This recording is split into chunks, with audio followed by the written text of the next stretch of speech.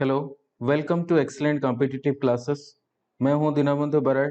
जैसे कि आपको पता है कि एम्स नेट से 2021 बहुत जल्दी आने वाला है, तो प्रिपरेशन बिल्कुल अच्छे से करना पड़ेगा। आज से हमारा यूट्यूब चैनल पर रेगुलरली प्रीवियस ईयर के सभी most important and repeated questions और श्योर सेट क्वेश्चंस को डिस्कशन किया जाएगा with explanation of each and every options. एक एक ऑप्शंस सभी एमसीक्यूज के अच्छा से एक्सप्लेनेशन रेशनल के साथ किया जाएगा, जहां पर आपका फंडामेंटल, आपका बेस पूरा अच्छा से स्ट्रांग हो सकता है। तो आगे आने वाले सभी वीडियोस को देखने के लिए please do like, share and subscribe our YouTube channel. तो चलिए आज का क्लास शुरू करते हैं। So our first question, fever is defined as temperature greater than dash।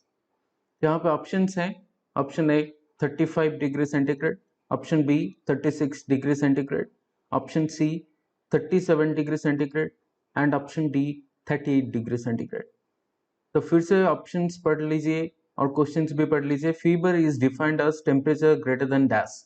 तो फीवर हम कब बोलते हैं और टेम्परेचर कितने से, यहाँ पर जो ऑप्शंस दिया गए हैं कहाँ से ज्यादा होने पर हम बोलेंगे फीवर। तो यहाँ पे जो करेक्ट आंसर है वो है ऑप्शन डी 38 डिग्री सेंटीग्रेड। अगर 38 डिग्री सेंटीग्रेड से ऊपर टेम्परेचर चला जाता है तो फिर हम उसको फीवर बोलते हैं। तो इसके बारे में थोड़ा सा और एक्सप्लेनेशन जान लेते हैं कि नॉर्मल टेम्परेचर कहाँ पे और कौन सा साइड पे कितना है, वो जानना भी जरूरी है। तो ओरल टेम्परेचर अब अगर हम देखें तो नॉर्मल ओरल टेम्परेचर होता है 37 डिग्री सेंटीग्रेड। अगर हम मतलब फ़ारेनहाइट में बात करें तो इसका नॉर्मल टेम्परेचर होगा 98.6 डिग्री फ़ारेनहाइट। और रेक्टल टेम्परेचर की अगर बात करें तो ये ओरल टेम्परेचर से 1 डिग्री ज़्यादा है, आई मीन 1 डिग्री फ़ारेनहाइट ज़्यादा है। तो यहाँ पे देख सकते हैं जैसे कि रेक्टल टेम्परेचर 37.5 डिग्री सेल्सियस है और फ़ारेनहाइट में अगर बात करें तो 99.5 डिग्री फ़ारेनहाइट है। वैसे अगर ऑक्सिलरी टेम्परेचर अगर देखें तो ओरल टेम्परेचर से ये 1 डिग्री माइनस है। तो यहाँ पे जो ऑक्सिलरी टेम्परेचर होगा वो 36.5 डिग्री सेंटीग्रेड होगा और फ़ारेनहाइट में 97.7 डिग्री फ़ारेनहाइट। तो अगर इसे हम बात करें तो ओरल टेम्परेचर से 1 डिग्री फ़ारेनहाइट ज्यादा है और ऊपर है वो होगा rectal temperature, and 1 degree Fahrenheit नीचे होगा वो होगा ऑक्सिलरी टेम्परेचर। तो ये दोनों को हमें याद रखना चाहिए। तो यहाँ पे फीवर का जो ग्रेडिंग होता है वो 4 टाइप का होता है। तो एक होगा माइल्ड फीवर, नेक्स्ट आता है मॉडरेट फीवर, नेक्स्ट आता है सीवियर एंड नेक्स्ट आता है हाइपर पायरेक्सिया। तो यहाँ पे जो माइल्ड फीवर होता है वो अगर टेम्परेचर 99.0 टू 100 डिग्री फ़ारेनहाइट के अंदर होता है तो उसको हम बोलते हैं माइल्ड फीवर। अगर 100 डिग्री टू 103 डिग्री फ़ारेनहाइट के अंदर होता है तो इसको बोलते हैं मॉडरेट फीवर। अगर 103 टू 105 डिग्री फ़ारेनहाइट के बीच में होता है तो फिर हम बोलते हैं सीवियर। नेक्स्ट आता है अगर 105 डिग्री फ़ारेनहाइट से ज्यादा होता है तो हम बोलते हैं हाइपर पायरेक्सिया। तो यहाँ पे हमारा फीवर के लिए 4 ग्रेडिंग्स आते हैं, mild, moderate, severe and hyper pyrexia. So mild मतलब हमें तो पता है नॉर्मल है 98.6 डिग्री फ़ारेनहाइट। अगर 99 से ज्यादा हो गया और 100 से नीचे है तो इसको बोलते हैं माइल्ड, और 100 टू 103 के बीच में है तो फिर बोलते हैं मॉडरेट, और 103 टू 105 के बीच में है तो बोलते हैं सीवियर, और 105 से ऊपर गया तो फिर हम बोलते हैं हाइपर पायरेक्सिया।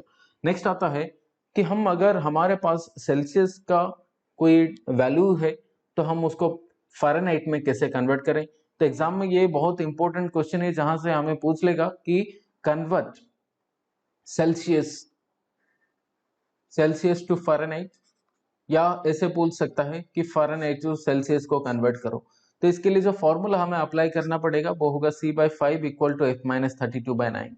तो यहाँ पर ये फॉर्मूला हम यूज करके कोई भी सेल्सियस का अगर वैल्यू पता है हमें तो फिर हम उसको फ़ारेनहाइट में कन्वर्ट कर सकते हैं, या अगर फ़ारेनहाइट का पता है तो हम सेल्सियस को कन्वर्ट कर सकते हैं। तो लेट अस एक एग्जांपल लेके हम इसको समझते हैं तो कैसे हम कन्वर्शन कर सकते हैं। जैसे कि फॉर एग्जांपल हमें पता है कि सेल्सियस में अगर ये 40 डिग्री सेंटीग्रेड है तो फिर ये कितना होगा फ़ारेनहाइट में कितना होगा। तो ये हमें सॉल्व करके देखना है।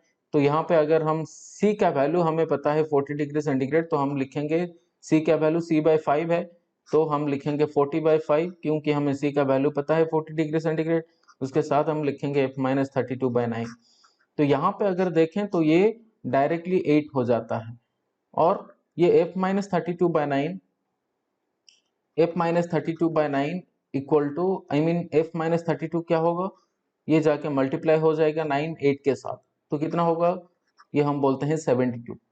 तो नेक्स्ट आता है F कितना होगा 72, यहाँ पे अगर नेगेटिव मार्किंग है तो यहाँ पे आके प्लस हो जाएगा, तो ये बन जाएगा हमारा 104 डिग्री फ़ारेनहाइट। तो यहाँ पे हमें पता चल गया कि अगर सेल्सियस में 40 डिग्री सेंटीग्रेड है तो फ़ारेनहाइट में वो 104 डिग्री फ़ारेनहाइट होगा। तो हम ये बोल सकते हैं 40 degree Celsius equal to 104 degree Fahrenheit. तो यहाँ पे हमें ये फॉर्मूला यूज करके C/5 equal to F-32/9, C/5 equal to F-32/9, ये वाला फॉर्मूला यूज करके हम सेल्सियस को फ़ारेनहाइट में या फ़ारेनहाइट से सेल्सियस को कन्वर्ट कर सकते हैं। नेक्स्ट आता है की पॉइंट्स अबाउट फीवर। फीवर के बारे में कुछ की पॉइंट्स है जो कि हमें पता होना चाहिए। जो नंबर 1 है, जो बहुत इंपॉर्टेंट है, वो है fever with rash and day of appearance. मतलब कौन सा फीवर है जहाँ पे रैशेस दिखता है और रैश कौन सा डे पे दिखता है। तो ये सिंपल सा एक निमोनिक हम यूज करते हैं इसको याद रखने के लिए। तो निमोनिक है वेरी सिक पीपल, यहाँ पे देख सकते हैं very sick people must take double T. तो यहाँ पे हर वर्ड का फर्स्ट लेटर लेते हैं वी, मतलब वेरी का वी, सिक का एस, पीपल का पी, मस्ट का एम, एंड देन टेक का टी, डबल का डी, एंड देन टी का टी। तो यहाँ पे हम वी मतलब क्या होता है, वेरिसेला। अगर वेरिसेला का इन्फेक्शन होता है तो हम बोलते हैं डे 1 में रैशेस दिखना शुरू हो जाएगा। तो वेरिसेला का इन्फेक्शन में हमें रैशेस दिखने के लिए मिलेगा। नेक्स्ट स्कारलेट फीवर में भी रैशेस आएंगे और वो डे 2 में दिखाई देगा। स्मॉल पॉक्स में या पॉक्स, पी मतलब पॉक्स, यहाँ पे पॉक्स स्मॉल या स्मॉल पॉक्स, ये याद रखने के लिए पॉक्स स्मॉल बोलते हैं। यहाँ पे डे 3 में फीवर आएगा, रैशेस आएंगे। एम मतलब है मिजल्स, यहाँ पे डे 4 में रैशेस आएंगे। नेक्स्ट ये आता है टाइफस, यहाँ पे स्क्रॉब टाइफस भी बोल सकते हो, स्क्रॉब टाइफस। तो यहाँ पे स्क्रॉब टाइफस मतलब यहाँ पे ओरिएंसिया सिसुगामुसी एक माइक्रो ऑर्गेनिज्म है जो कि स्क्रॉब टाइफस करता है। यहाँ पे डे 5 में रैशेस आना शुरू होता है। वैसे अगर डेंगू का कोई फीवर हुआ तो ये डे 6 में रैशेस आता है।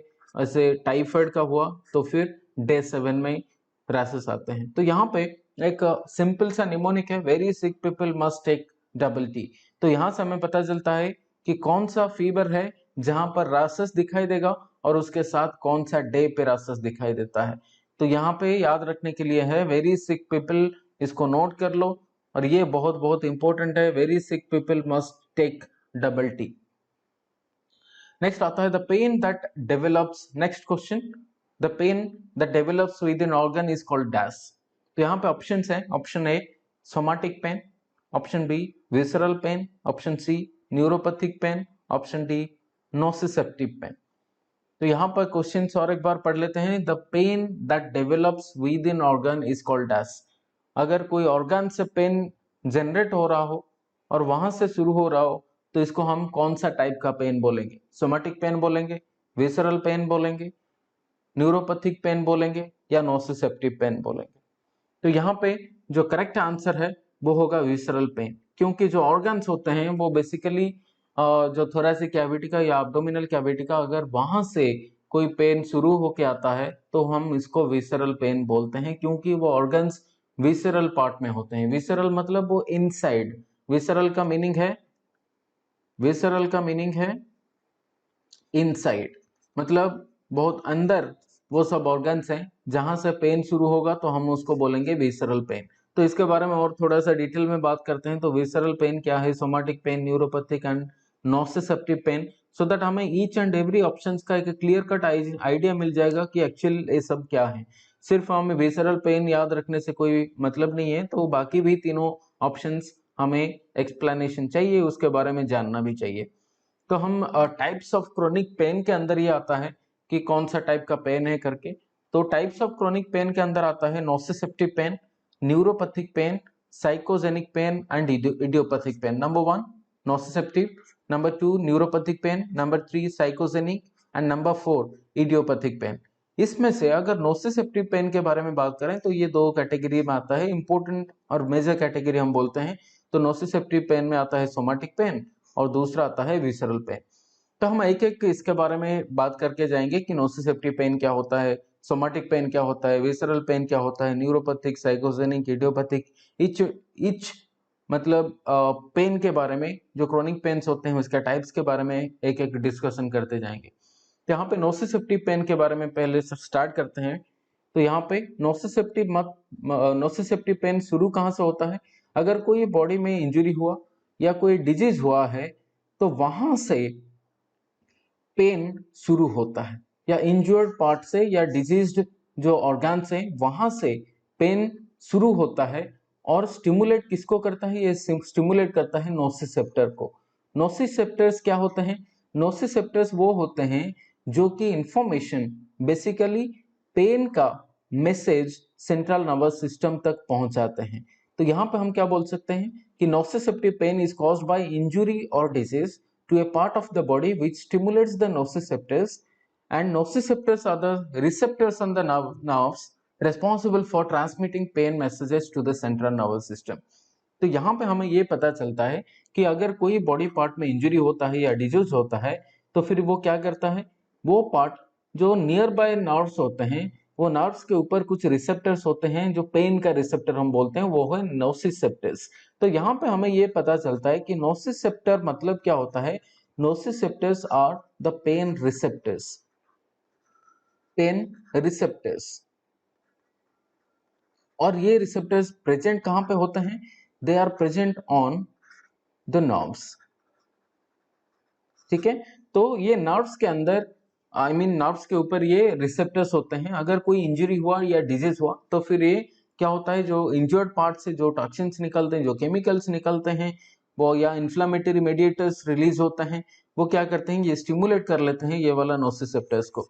और नोसिसेप्टर्स क्या करता है, वो पेन का जो सिग्नल है वो रिसीव करके भेज देता है सेंट्रल नर्वस सिस्टम को। तो तब हमें पेन का एहसास होता है कि हाँ ये जगह पे कोई पेन स्टार्ट हुआ है या कोई इंजरी हुआ है। तो ये नोसिसेप्टिव पेन है, जहां पर अगर कोई बॉडी का पार्ट इंजर्ड हुआ तो वो इंजर्ड पार्ट क्या करता है, स्टिमुलेट करता है नियर बाय नोसिसेप्टर्स को, और वो नोसिसेप्टर्स क्या करते हैं, pen signal central nervous system तक पहुंचा देते हैं। तो यहाँ पे अगर नोसिसेप्टिव पेन के बारे में बात करें तो दो कैटेगरी का, दो मेजर कैटेगरीज में आते हैं। वो नंबर 1 है somatic pain, number 2 visceral pain. तो सोमैटिक पेन क्या होता है?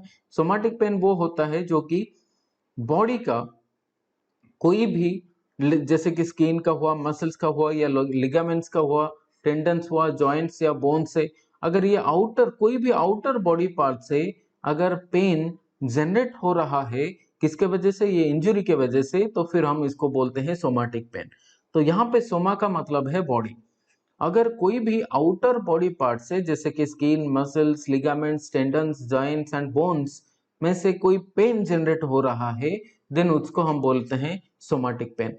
सिमिलरली अगर विसरल पेन के बारे में बात करें तो विसेरा मतलब होता है इंटरनल ऑर्गन्स। अगर वहां पे स्पेसिफिकली कोई, जैसे कि एब्डोमेन का हुआ या चेस्ट कैविटी का हुआ, जैसे कि मैंने पहले बता दिया कि यहाँ पे विसरल पेन मतलब है कोई इंटरनल ऑर्गन जो कि एब्डोमेन में है या चेस्ट कैविटी में है, अगर वहां से पेन जनरेट हो रहा है, and then that is called as your visceral pain. तो यहाँ पे दो टाइप का पेन हमें मिलता है नोसिसेप्टिव पेन का क्लासिफिकेशन के हिसाब से। Number 1 somatic pain, number 2 visceral pain. तो नेक्स्ट आता है न्यूरोपैथिक पेन। न्यूरोपैथिक पेन मतलब यहाँ पे क्या हुआ, तो यहाँ पे डायरेक्ट इंजुरी नर्व के ऊपर होता है। अगर कोई नर्व का डैमेज हुआ, सोच लो कोई नर्व का कंप्रेशन हो गया, डैमेज हो गया, तो वहां पे क्या होता है, जो पेन होगा वो होगा न्यूरोपैथिक पेन। नेक्स्ट आता है साइकोजेनिक पेन। साइकोजेनिक पेन मतलब क्या होता है, अगर कोई पेन साइकोलॉजिकल फैक्टर्स के वजह से हो रहा है, जैसे कि कोई एंजाइटी हुआ या डिप्रेशन हुआ, उसके वजह से तुम्हें पेन हो रहा हो, तो उसको बोलते हैं साइकोजेनिक पेन। नेक्स्ट आता है इडियोपैथिक पेन। इडियोपैथिक तो हमें पता है, इडियोपैथिक मतलब होता है अननोन कॉज। अननोन कॉज, अगर कोई कॉज हमें पता नहीं है कि पेन क्यों हो रहा है, तो अगर हम इन्वेस्टिगेशन करें तो भी हमें कोई एक स्पेसिफिक या ठोस प्रूफ नहीं मिलता कि पेन किसके वजह से हो रहा, तो इसको बोलते हैं इडियोपैथिक पेन। तो इसको और भी बोला जाता है पेन ऑफ अननोन ओरिजिन। तो इसको याद रखना चाहिए कि idiopathic pain also called as pain of unknown origin. अगर पेन का कोई ओरिजिन या कॉज हमें पता नहीं चलता तो हम इसको बोलते हैं इडियोपैथिक पेन या पेन ऑफ अननोन ओरिजिन। तो पेन अगर लास्ट करता है मतलब 6 मंथ से ज्यादा और इसका कोई आइडेंटिफाइबल कॉज हमें पता नहीं है तो इसको हम बोलते हैं इडियोपैथिक पेन। तो हमें यहाँ पे पता चल गया कि नोसिसेप्टिव पेन क्या है, इसका दो category, somatic pain, visceral pain के बारे में। नेक्स्ट हमें पता चला neuropathic pain, psychogenic pain and idiopathic pain also. तो चलिए अभी नेक्स्ट क्वेश्चन की तरफ बढ़ते हैं। तो यहाँ पे नेक्स्ट क्वेश्चन है, in blood bilirubin is conjugated with which of the following molecule to make it soluble in water। तो यहाँ पे क्वेश्चन पूरा क्लियर कट है कि बिलीरुबिन कंजुगेट किसके साथ होता है और रीजन क्या है कंजुगेट होने का, ये सॉल्युबल होना, वाटर में सॉल्युबल होना। तो यहाँ पे कंजुगेशन कौन सा मॉलिक्यूल के साथ होता है, तो यहाँ पे कंजुगेशन कहां पर होता है, यूजुअली जो बिलीरुबिन कंजुगेट होता है, बिलीरुबिन कंजुगेशन कहां पर होता है, ये यूजुअली लीवर में होता है।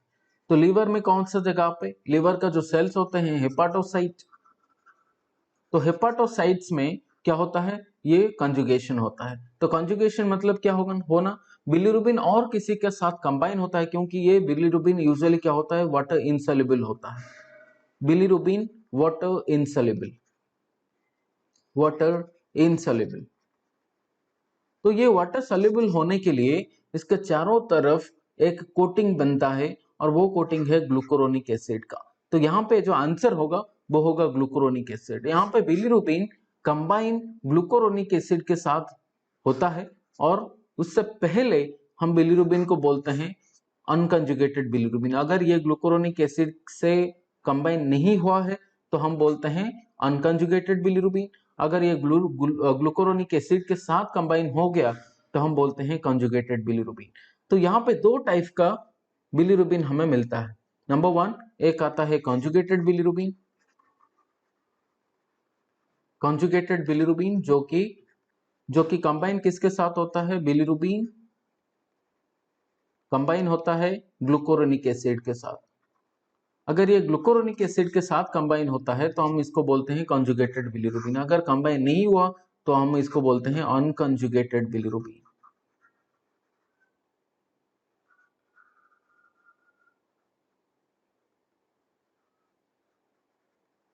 तो कंजुगेटेड बिलीरुबिन को भी बोला जाता है डायरेक्ट बिलीरुबिन। तो ये भी याद रख लो, conjugated bilirubin otherwise called as direct bilirubin and unconjugated bilirubin is called as indirect bilirubin।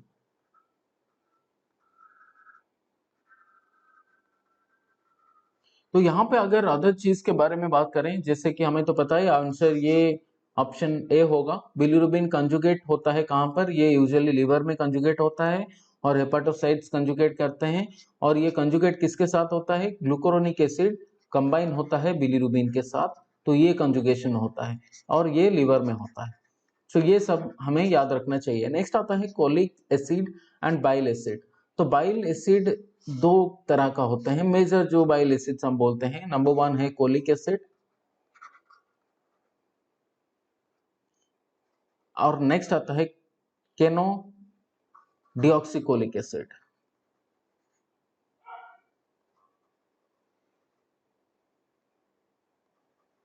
तो यहाँ पे दो तरह का बाइल एसिड्स हमें मिलते हैं, कोलिक एसिड एंड केनो डिऑक्सीकोलिक एसिड। तो यहाँ पे ये यूजुअली कोलिक एसिड या बाइल एसिड ये दोनों कंजुगेशन के बाद आते हैं, क्योंकि बाइल एसिड के अंदर बिलीरुबिन होता है, या आई मीन बाइल के अंदर बिलीरुबिन होता है। तो ये colic acid and bile acids ये बिल्कुल भी ये कंबाइन नहीं होते बिलीरुबिन के अंदर। तो बिलीरुबिन के साथ जो कंबाइन होता है वो है ग्लूकुरोनिक एसिड। तो ये colic acid and I mean bile acids ये एक पार्ट होता है बाइल का, पर ये एक्चुअली बिलीरुबिन के साथ कंबाइन नहीं होता। नेक्स्ट आता है ग्लूटामिक एसिड के बारे में। तो ग्लूटामिक एसिड एक नॉन एसेंशियल अमाइनो एसिड्स है। तो इसके बारे में और थोड़ा सा अगर जानने के लिए हमें मिल जाएगा तो बहुत अच्छा, क्योंकि ये याद रखने के लिए इजी हो जाएगा कि ग्लूटामिक एसिड क्या है और ये कौन सा टाइप का अमीनो एसिड्स है। तो अमीनो एसिड बेसिकली यहाँ पे तो आंसर है ग्लूकुरोनिक एसिड। तो अमीनो एसिड दो तरह के होते हैं। तो ये होता है इसेंशियल अमीनो एसिड्स एक टाइप का, और दूसरा आता है नॉन इसेंशियल अमीनो एसिड्स। सो हम बात करते हैं इसेंशियल अमीनो एसिड्स क्या होते हैं। इसेंशियल अमीनो एसिड्स वो होते हैं जो कि बॉडी प्रोड्यूस नहीं करता। तो body usually do not produce these amino acids, right? And non essential amino acids मतलब क्या होता है, body produces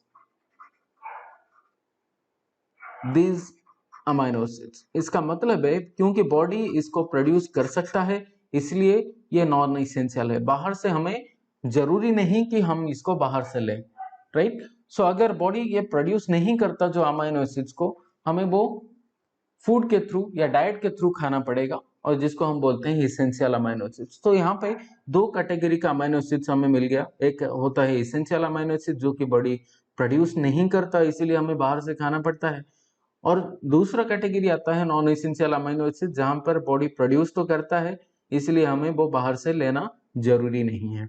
तो हमें यहाँ पे दोनों के बीच में क्या क्या अमीनो एसिड्स हैं जिसको हम बोलेंगे इसेंशियल अमीनो एसिड्स, और क्या क्या अमीनो एसिड्स हैं जिसको हम नॉन इसेंशियल अमीनो एसिड्स बोलेंगे। तो यहाँ पे निमोनिक है कि इसेंशियल अमीनो एसिड्स एसिड के लिए तो प्राइवेट टीम हॉल, ये याद रखना है, प्राइवेट टीम हॉल। तो अगर ये याद रखेंगे तो हमें इसेंशियल अमीनो एसिड्स क्या क्या हैं वो याद रह जाएगा। उसके साथ अगर नॉन इसेंशियल अमीनो एसिड्स के बारे में हम बात करें तो यहाँ पे और एक निमोनिक याद रखना चाहिए, वो है कैट जीपीएस। यहाँ पे ए 3 बार आएगा और जी 3 बार आएगा, इसलिए लिखा है CA3T एंड देन G3PS। तो इसलिए हमें याद रखना कैट जीपीएस, पर यहाँ पे ए 3 बार आएगा एंड जी 3 बार आएगा। तो यहाँ पे दो चीज हमें याद रखना चाहिए। इसेंशियल अमीनो एसिड्स के लिए जो निमोनिक है वो है private team hall, whereas non essential amino acids के लिए जो निमोनिक है, याद रखने का जो ट्रिक है वो होगा कैट जीपीएस।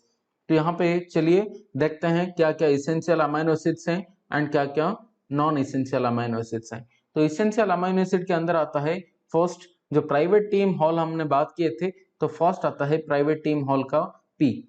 तो पी में आता है फिनाइल अलानिन। नेक्स्ट आता है वी के बारे में आता है वालेइन। नेक्स्ट आता है ट्रिप्टोफैन टी में। नेक्स्ट टी में आता है थ्रियोनिन। नेक्स्ट आई में आता है आइसोल्यूसिन एंड एम में आता है मेथियोनिन एंड एच में आता है हिस्टिडाइन। ए में आता है अर्जिनाइन एंड एल में आता है लाइसाइन एंड एल में आता है ल्यूसिन। वैसे अगर नॉन इसेंशियल अमीनो एसिड्स के बारे में अगर बात करें तो यहाँ पे कैट जीपीएस में सी फर्स्ट लेटर है, तो सी में आता है सिस्टीन। नेक्स्ट ए में आता है अलानिन। यहाँ पे क्योंकि हमें पता है ए 3 बार आएगा तो फर्स्ट अलानिन तो आ गया। नेक्स्ट आता है अस्पारजाइन, नेक्स्ट आता है अस्पार्टिक एसिड। तो ए 3 बार आ गया अलानिन, नेक्स्ट आता है अस्पारजाइन, नेक्स्ट आता है अस्पार्टिक एसिड। वैसे नेक्स्ट टी में आता है टायरोसिन।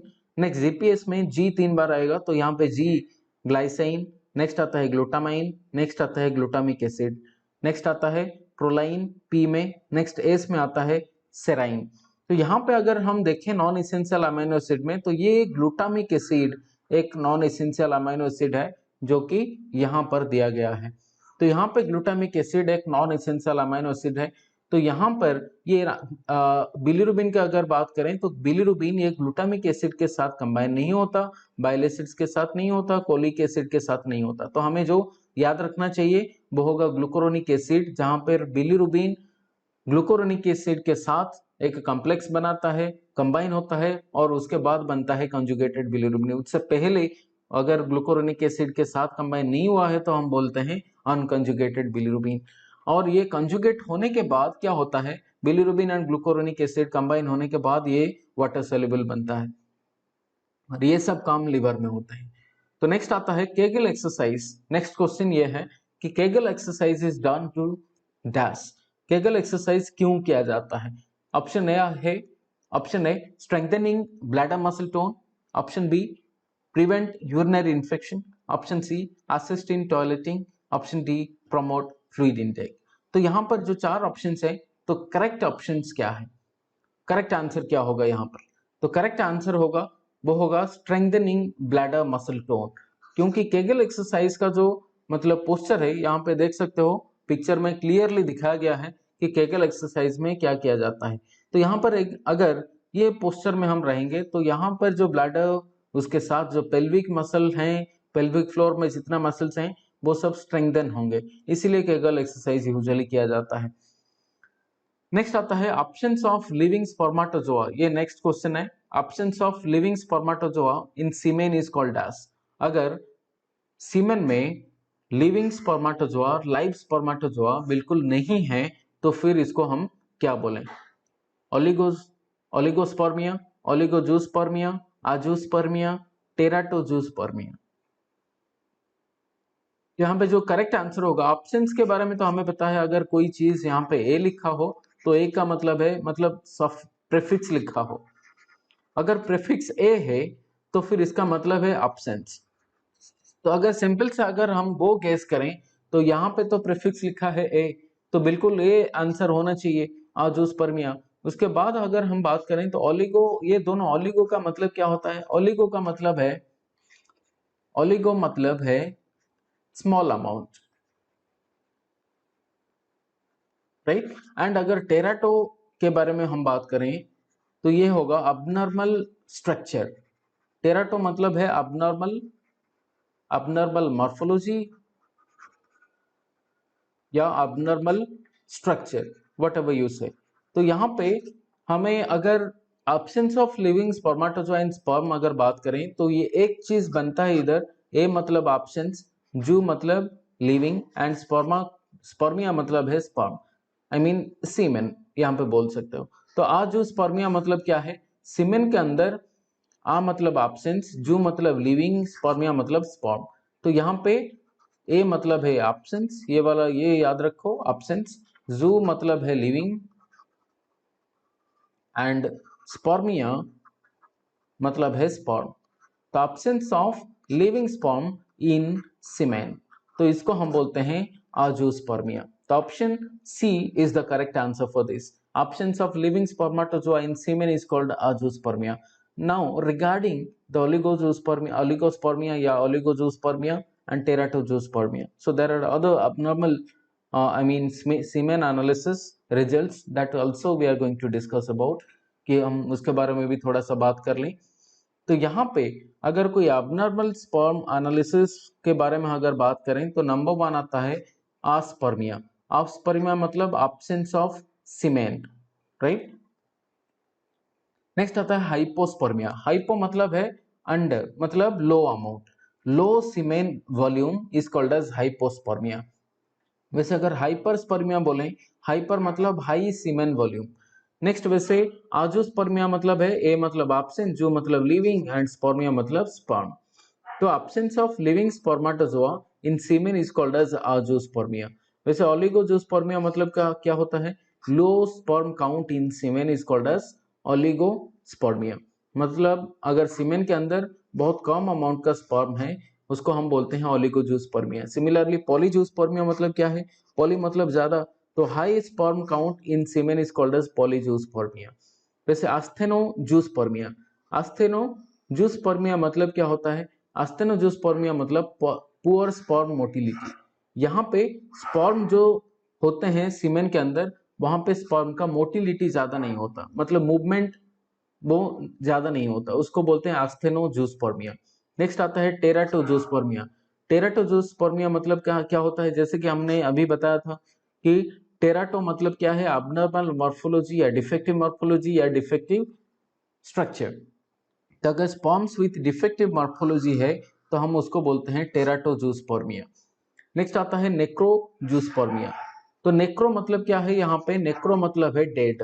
अगर स्पर्म डेड है सीमेन के अंदर तो इसको बोलते हैं necrozoospermia. Dead sperms in semen is called necrozoospermia. Next आता है ल्यूकोस्पर्मिया। ल्यूको मतलब क्या होता है? ल्यूको मतलब होता है व्हाइट। तो यहाँ पे अगर व्हाइट सेल स्पर्म के अंदर है, आई मीन सीमेन के अंदर है, देन इसको बोलते हैं ल्यूकोस्पर्मिया। तो ल्यूको मतलब क्या होता है? ल्यूको मतलब व्हाइट। राइट। तो यहाँ पे ल्यूकोस्पर्मिया मतलब क्या होता है, presence of WBC in female. Similarly अगर हम हेमाटोस्पर्मिया बोले तो हेमाटोस्पर्मिया मतलब होता है presence of RBC in female. तो यहाँ पे हमें ओलिगोस्पर्मिया या ओलिगोजूस्पर्मिया दोनों के बारे में पता चल गया कि ओलिगोजूस्पर्मिया मतलब low sperm count in semen and teratozoospermia मतलब होता है, क्या होता है, स्पर्म्स विथ डिफेक्टिव मॉर्फोलॉजी या स्ट्रक्चर। नेक्स्ट, वैसे अगर आजोस्पर्मिया के बारे में बात करें, आजोस्पर्मिया मतलब है absence of living spermatozoa in semen. तो यहाँ पे जो क्वेश्चन पूछा गया था, absence of living spermatozoa in semen is called as, तो ये करेक्ट आंसर होगा ऑप्शन सी, आजोस्पर्मिया। तो नेक्स्ट क्वेश्चन की तरफ चलते हैं। यहाँ पे पूछता है कि Widal test belongs to which of the following types.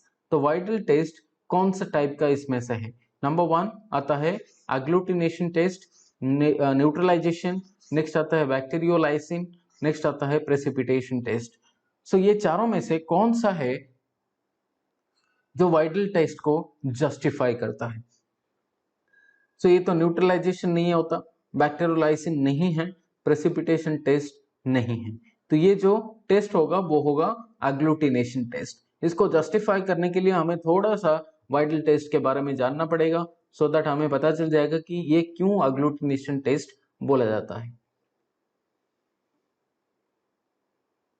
तो चलिए वाइडल टेस्ट के बारे में थोड़ा सा पढ़ लेते हैं। Number 1, it was discovered by Fernand Widal in 1896। अगर वाइडल टेस्ट के बारे में बात करें तो जो वाइडल टेस्ट डिस्कवर किए थे, आई मीन डिस्क्राइब किए थे, वो फर्नांड वाइडल हैं, जो कि 1896 में वाइडल टेस्ट के बारे में डिस्क्राइब किए थे। तो ये एक सेरोलॉजिकल मेथड है टू डायग्नोस एंटेरिक और typhoid fever caused by salmonella typhi और साल्मोनेला पैराटाइफी।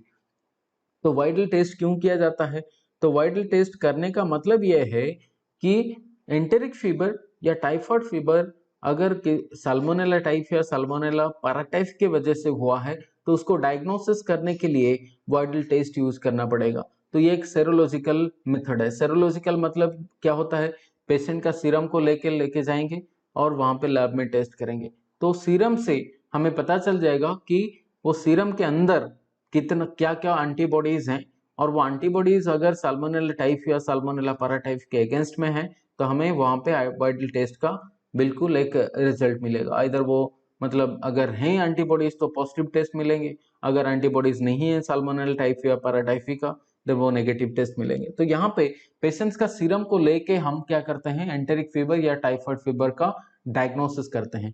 तो हमें ये पता है कि टाइफाइड फीवर या एंटेरिक फीवर का कॉस्टिव ऑर्गेनिज्म क्या है। नंबर 1 साल्मोनेला टाइफी, जो कि क्या करता है, टाइफाइड फीवर करता है, टाइफाइड फीवर, एंड पैराटाइफ करता है पैराटाइफॉइड, राइट, ये करता है पैराटाइफॉइड।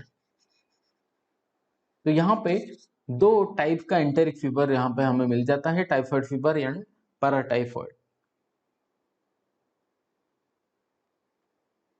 नेक्स्ट आता है the method of diagnostic test is based upon a visible to the naked eye agglutination reaction। यहाँ पे अगर वाइडल टेस्ट के बारे में बात करें तो it is a method of diagnostic test, मतलब ये एक डायग्नोस्टिक टेस्ट होता है वाइडल टेस्ट, जहाँ पे हम डायग्नोसिस किसका करते हैं, एंटेरिक फीवर या टाइफाइड फीवर का। और ये किसके ऊपर बेस करके होता है, ये होता है visible to the naked eye, कौन सा, एग्लूटिनेशन रिएक्शन का। तो यहाँ पे एग्लूटिनेशन रिएक्शन का जो विजिबल होगा, एग्लूटिनेशन रिएक्शन विजिबल होगा किसके ऊपर, लेट अस से फॉर एग्जांपल ये एक स्लाइड है, हम इसके ऊपर क्या किए, सीरम थोड़ा सा डाल दिए, तो सीरम के ऊपर फिर हमने क्या किए, वो मतलब सीरम के अंदर तो एंटीबॉडीज होंगे, तो सीरम के अंदर क्या होगा, एंटीबॉडीज होंगे। अगर हम बाहर से कोई एंटीजन अगर डाल दिए, ऐड कर दिए, तो क्या होगा, फाइनली वो जो स्लाइड के अंदर जो हम पहले सीरम डाल के रखे थे, वो सीरम क्या होगा, ऐसे डिटैच हो जाएंगे, मतलब ये क्लम्प हो जाएगा ऐसा। तो इसको हम क्या बोलते हैं, ऐसे डिटैच होके वो क्या होगा, एग्लूटिनेशन होगा, राइट, क्लम्पिंग इसको हम बोल सकते हैं। तो इसको हमको पहले जो ये वाला था, मतलब एक मतलब विदाउट क्लम्पिंग, कोई मतलब ये नहीं था कि सेपरेट होके हैं, ऐसा करके नहीं था। तो अभी क्या हुआ, अगर ये एंटीबॉडीज इसके अंदर होगा, साल्मोनेला टाइफ या साल्मोनेला पैराटाइफ का एंटीबॉडीज होगा, तो फिर हम बाहर से अगर एंटीजन देते हैं तो क्या होगा, इधर एंटीजन एंटीबॉडी का रिएक्शन होगा, और रिएक्शन के वजह से क्या होगा, ऐसे क्लम्प हो जाएंगे, जिसको हम अग्लूटिनेशन रिएक्शन बोलते हैं, जहां पर ब्लड सीरम क्या होगा, ऐसे मतलब सेपरेट हो जाएंगे। तो इसको हम बोलते हैं एग्लूटिनेशन रिएक्शन, राइट। सो ये किसके वजह से होता है, ये एंटीजन एंटीबॉडी रिएक्शन की वजह से होता है। तो इसलिए हमारा जो आंसर था, मतलब ऑप्शंस के अंदर यहाँ पे देख सकते हैं, Widal test belongs to which of the following type. तो यहाँ पे एक एग्लूटिनेशन आंसर होगा, एग्लूटिनेशन टेस्ट आंसर होगा। तो हम तो ये बात कर लिए कि ये डायग्नोस्टिक टेस्ट है। साल्मोनेला पोजेसेस 3 एंटीजेंस, ये नेक्स्ट एक की पॉइंट है। यहाँ पे पूछ सकता है क्वेश्चन कि साल्मोनेला में कौन सा टाइप का एंटीजन होते हैं। तो यहाँ पे 3 टाइप का एंटीजन होते हैं। नंबर 1 फ्लैजेलर एंटीजन या एच एंटीजन बोल सकते हैं। नंबर 2 है सोमाटिक एंटीजन या ओ एंटीजन। नेक्स्ट आता है सरफेस एंटीजन और वी आई एंटीजन। तो वाइडल टेस्ट में हम ये एंटीजन बेसिकली जो एच एंटीजन है, मतलब फ्लैजेलर एंटीजन एंड नेक्स्ट है सोमाटिक एंटीजन, ये दोनों को टेस्ट किया जाता है rather than this surface antigen, ये बिल्कुल भी टेस्ट नहीं किया जाता। तो वाइडल टेस्ट डिटेक्ट्स एंटीबॉडीज। तो एंटीबॉडीज कहाँ पे डिटेक्ट करता है, ये हम क्या करते हैं, पेशेंट का ब्लड लेते हैं, ब्लड से निकालते क्या है, सीरम निकालते हैं। तो सीरम को क्या करते हैं, सीरम को स्लाइड के ऊपर डालते हैं। तो स्लाइड के ऊपर क्या करते हैं, फिर एंटीजन क्या करते हैं, बाहर से स्लाइड के ऊपर डालते हैं, जहां पर क्या होगा, अगर यहाँ पे साल्मोनेला टाइप का एंटीबॉडी होगा तो फिर ये एंटीजन के साथ मिलके एक एग्लूटिनेशन रिएक्शन करेगा। So that is what I mean Widal test का बेसिक प्रिंसिपल है। तो यहाँ पे एंटीजन जो साल्मोनेला टाइफी या पैराटाइफ का है, वो 2 तरह का होते हैं, O and H antigen. H antigen होता है flagellar antigen and somatic antigen होता है ओ एंटीजन। यहाँ पे याद रखने के लिए सोमा का सेकेंड लेटर ओ है एंड यहाँ पे ओ एंटीजन है, तो ये दोनों को हम याद रख सकते हैं। तो चलिए नेक्स्ट क्वेश्चन के बारे में डिस्कशन करते हैं। The transfer of tissue between genetically different individuals of same species is called dash. तो यहाँ पे ऑप्शन है, option A autograft, option B xenograft, option C allograft, option D syngeneic graft. तो यहाँ पर क्वेश्चन पूछता है the transfer of tissue between genetically different individuals of same species. Same species मतलब क्या है, फॉर एग्जाम्पल एक ह्यूमन एंड दूसरा ह्यूमन, तो ये दोनों सेम स्पेसीज में आते हैं क्योंकि ये दोनों ह्यूमंस हैं। तो ये सोच लो ये दोनों ह्यूमंस हैं और ये सेम स्पेसीज का है, और because they are genetically different. और अगर हम यहाँ से कोई ये सोच लें कि यहाँ से कोई स्किन का पार्ट लेके हम यहाँ पर ग्राफ्ट के लिए दे दिए, तो ये मतलब मिस्टर ए एंड ये मिस्टर बी। तो यहाँ पर मिस्टर ए डोनेट किए मिस्टर बी को कुछ स्किन का पार्ट, इसका मतलब है ये कौन सा टाइप का ग्राफ्टिंग हम बोलेंगे, ऑटोग्राफ्ट, जीनोग्राफ्ट, एलोग्राफ्ट या सिंजेनिक ग्राफ्ट। इसको हम आंसर जो बोलेंगे वो होगा एलोग्राफ्ट होगा, क्योंकि ये दोनों जेनेटिकली डिफरेंट इंडिविजुअल्स हैं although they are of same species. मतलब अगर हालांकि ये मतलब ह्यूमंस हैं पर ये दोनों डिफरेंट इंडिविजुअल्स हैं जेनेटिकली, तो इसलिए हम क्या बोलेंगे, इसको एलोग्राफ्ट बोलेंगे। तो हमें ये पता होना चाहिए कि ऑटोग्राफ्ट क्या होता है, जीनोग्राफ्ट क्या होता है एंड सिंजेनिक ग्राफ्ट क्या होता है। तो हमें मतलब इसके बारे में थोड़ा डिटेल में बात करते हैं, what is autograft, what is xenograft and syngeneic graft. तो एलोग्राफ्ट मतलब ये पता चल गया कि एक मतलब ह्यूमन से दूसरा ह्यूमन को, अगर 2 डिफरेंट इंडिविजुअल्स हैं जेनेटिकली, अगर कोई इंडिविजुअल क्या करता है कि अगर कोई बॉडी पार्ट को ट्रांसफर करता है मतलब दूसरा इंडिविजुअल को, तो फिर इसको हम बोलते हैं आई मीन एलोग्राफ्ट बोलते हैं।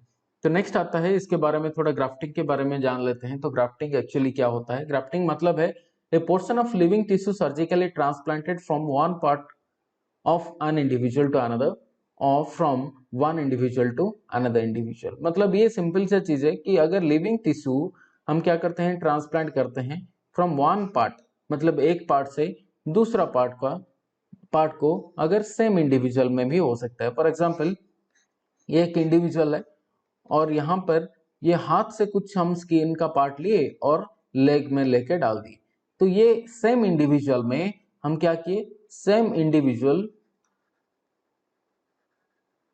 ग्राफ्टिंग हम क्या किए, एक पार्ट से दूसरे पार्ट को लेके ग्राफ्ट किए, तो इसको हम क्या बोलेंगे, इसको बोलते हैं ऑटोग्राफ्ट, राइट। तो इसको हम बोलते हैं ऑटोग्राफ्ट। तो यहाँ पे ये सेम इंडिविजुअल में हो सकता है, अदरवाइज एक पर्सन से दूसरे पर्सन को भी हम ट्रांसफर कर सकते हैं कोई भी टिश्यू। सो यहाँ पे ग्राफ्ट मतलब क्या होता है, अगर कोई लिविंग टिश्यू या लिविंग टिश्यू को सर्जिकली अगर ट्रांसप्लांट करते हैं या एक सेम इंडिविजुअल में अगर एक पार्ट से दूसरा पार्ट या डिफरेंट इंडिविजुअल में एक डोनर होगा और रिसीवर होगा, तो इसको हम बोलते हैं ग्राफ्ट। तो सिंपल सा चीज है, लिविंग टिश्यू को अगर हम ट्रांसप्लांट कर रहे हैं। तो नेक्स्ट आता है ग्राफ्ट का टाइप्स के बारे में। तो टाइप्स क्या क्या आता है, नंबर 1 आता है ऑटोग्राफ्ट। ऑटोग्राफ्ट मतलब क्या होता है, सेम इंडिविजुअल का बॉडी है और एक पॉइंट से दूसरा पॉइंट को अगर ट्रांसप्लांट कर रहे हैं, जैसे कि हाथ से लेके लेग को, पर पर्सन एक ही है। नेक्स्ट आता है एलोग्राफ्ट। एलोग्राफ्ट में मतलब ये दो डिफरेंट इंडिविजुअल्स हैं जो कि सेम स्पेसिस का होना चाहिए, मतलब ह्यूमन टू ह्यूमन का ट्रांसफर करना, ट्रांसप्लांट करना है ऑर्गन या टिश्यूज, उसको बोलते हैं एलोग्राफ्ट। नेक्स्ट आता है जीनोग्राफ्ट। तो जीनोग्राफ्ट मतलब क्या आता है, ये अगर दूसरे स्पेसिस से हम कुछ लेके ट्रांसप्लांट किए, जैसे कि फॉर एग्जांपल अगर कोई चीज हम माउस से लेके ह्यूमन को लेके हम क्या किए, ट्रांसप्लांट किए, या हम पिग से लेके ह्यूमन को कुछ ट्रांसप्लांट किए, तो इसको हम बोलते हैं जीनोग्राफ्ट, राइट। नेक्स्ट आते हैं आइसोग्राफ्ट या सिंजेनिक ग्राफ्ट। आइसोग्राफ्ट मतलब क्या होता है, a graft of tissue between two individuals who are genetically identical.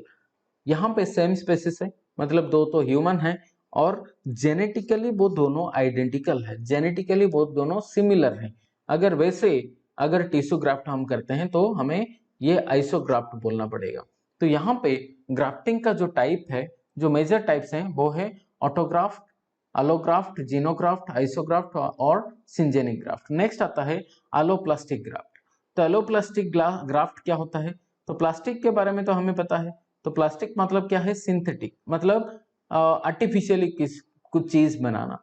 तो यहाँ पे एलोप्लास्टिक ग्राफ्ट मतलब क्या होता है, तो यहाँ पे ग्राफ्ट को प्रिपेयर किया जाता है। प्रिपेयर कैसे किया जाता है, नेचुरल सोर्सेस से किया जाता है, नहीं तो सिंथेटिक सब्सटेंस से मैन मेड ग्राफ्ट बनाया दिया जाता है, या दोनों को कंबाइन करके नेचुरल सोर्सेस से एंड सिंथेटिक सब्सटेंस को सब मिला के एक कॉम्बिनेशन वाला हम ग्राफ्ट अगर बना दिए, तो वो अगर ग्राफ्ट हम ह्यूमन को ट्रांसफर किए या दूसरे कोई मतलब लिविंग एनिमल को हम क्या किए, ट्रांसप्लांट किए, तो उसको हम बोलते हैं एलोप्लास्टिक ग्राफ्ट।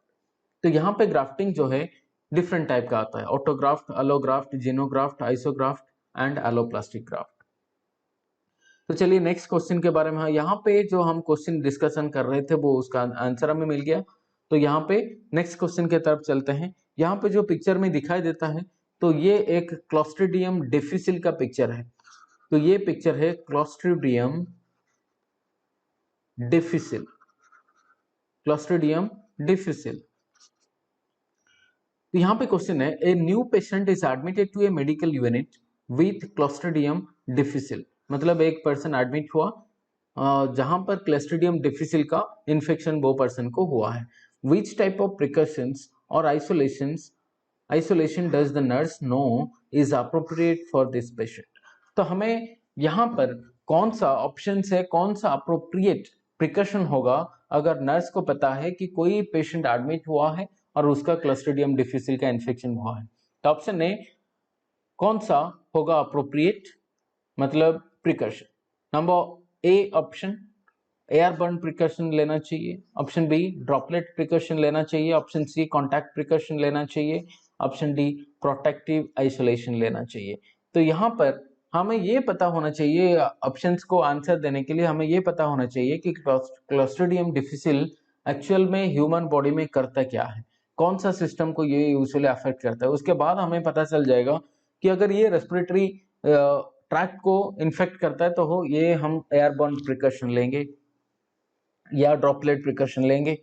वैसे अगर कॉन्टैक्ट प्रिकॉशन कौन सा केस में करते हैं, प्रोटेक्टिव आइसोलेशन कौन सा केस में करते हैं, तो ये सब हमें आगे जाके पता चल जाएगा। तो पहले हम क्या करते हैं, ऑप्शंस को ये जान लेते हैं। ऑप्शन से पहले हम क्लोस्ट्रीडियम डिफिसिल एक्चुअल में क्या है और क्या क्या मतलब ह्यूमन बॉडी में प्रॉब्लम क्या करता है। तो यहाँ पे जो आंसर होगा वो होगा कॉन्टैक्ट प्रिकॉशन।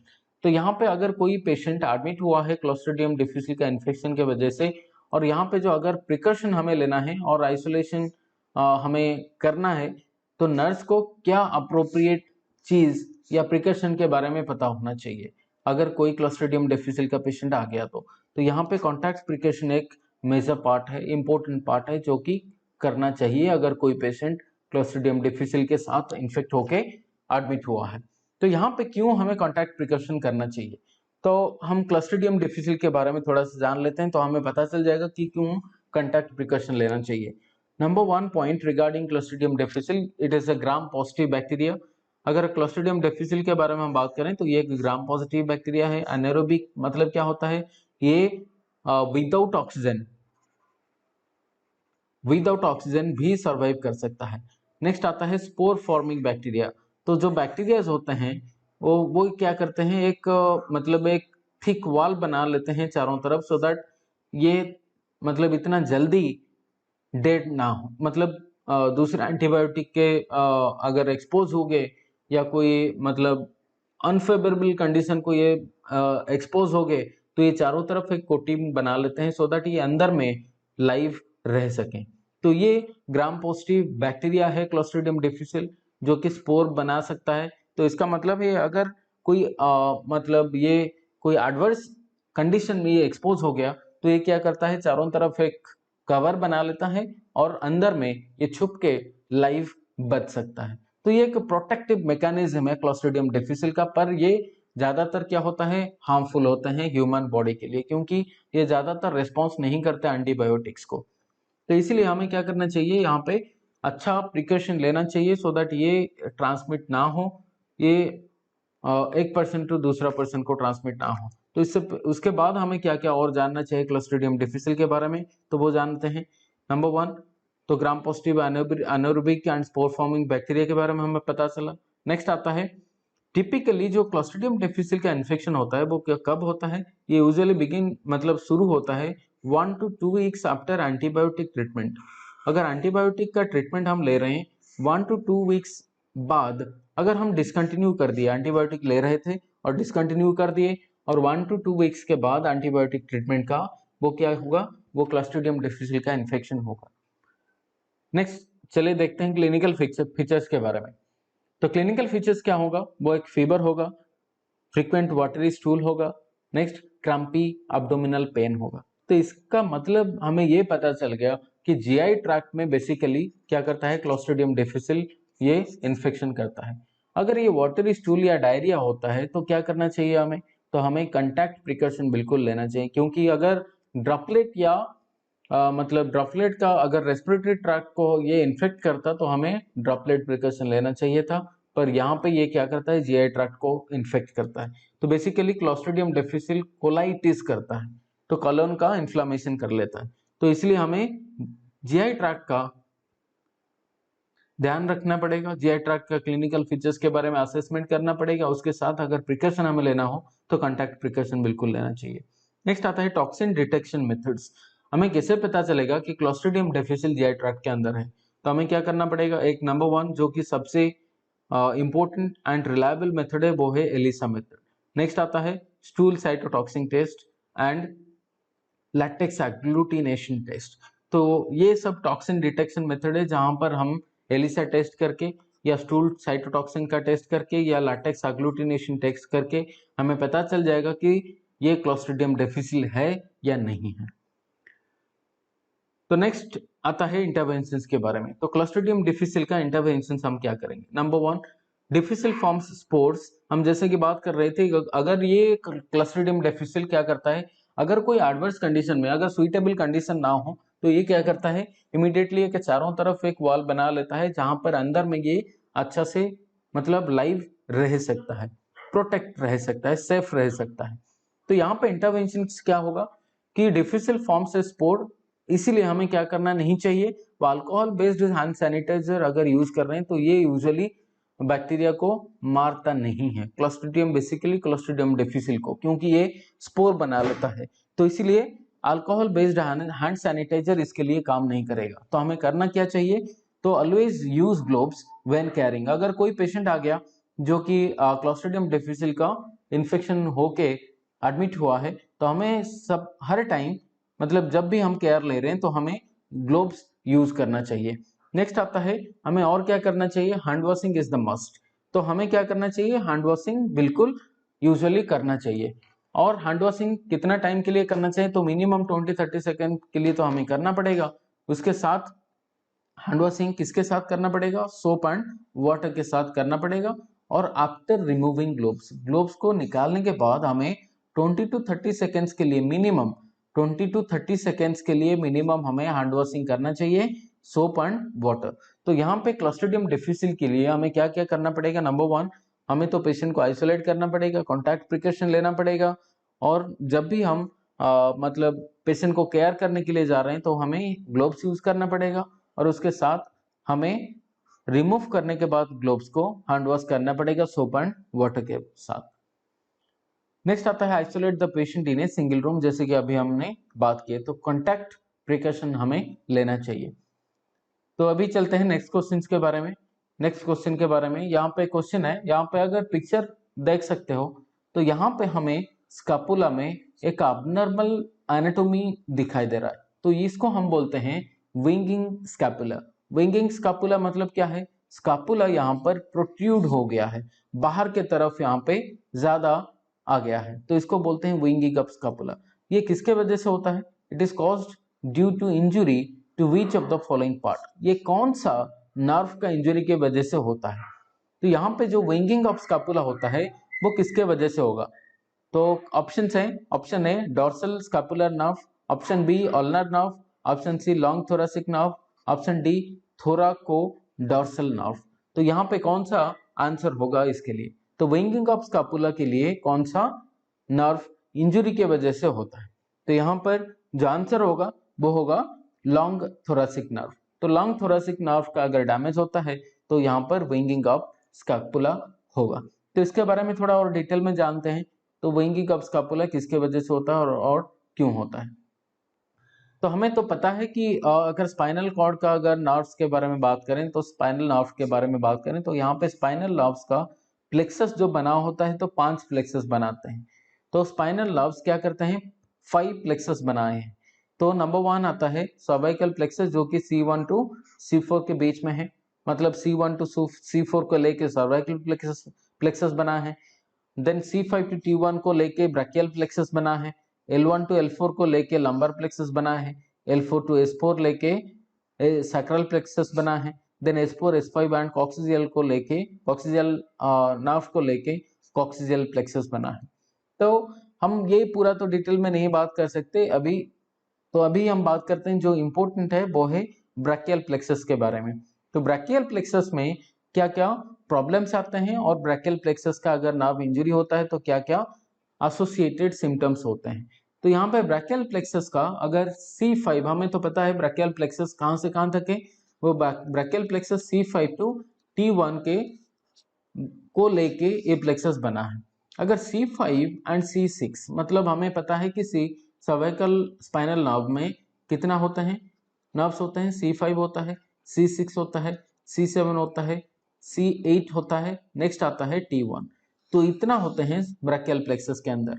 अगर C5 एंड C6 का डैमेज होगा तो कौन सा नर्व पल्सी होगा, आई मीन क्या प्रॉब्लम आएगा, उसको बोलते हैं एब्स ड्यूशन पल्सी।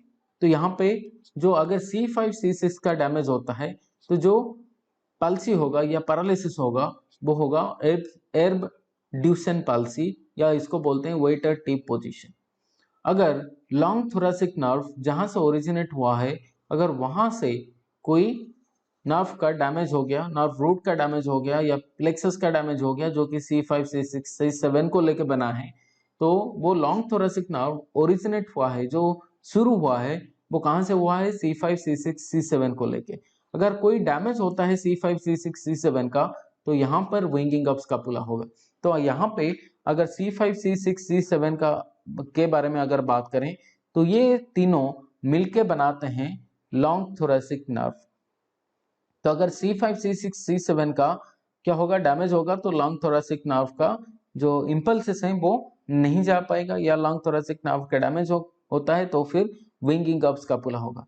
अगर थोड़ा अगर नीचे हम जाएंगे जो ब्रैकियल प्लेक्सस का, तो हम C5 C6 तक, मतलब शुरू तो हुआ C5 से T1 तक जाएगा ये, तो C5 C6 गया।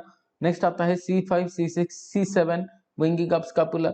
C5 C6 में होता है एब्ड्यूसेंट पाल्सी। वैसे अगर C7 C8 T1 का हो गया नीचे तो यह आएगा क्लम्स्कीज palsy.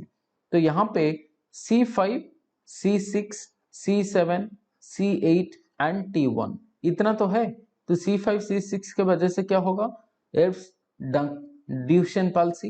And C5 C6 and C7 इसके वजह से क्या होगा, इसके वजह से होगा winging of scapula.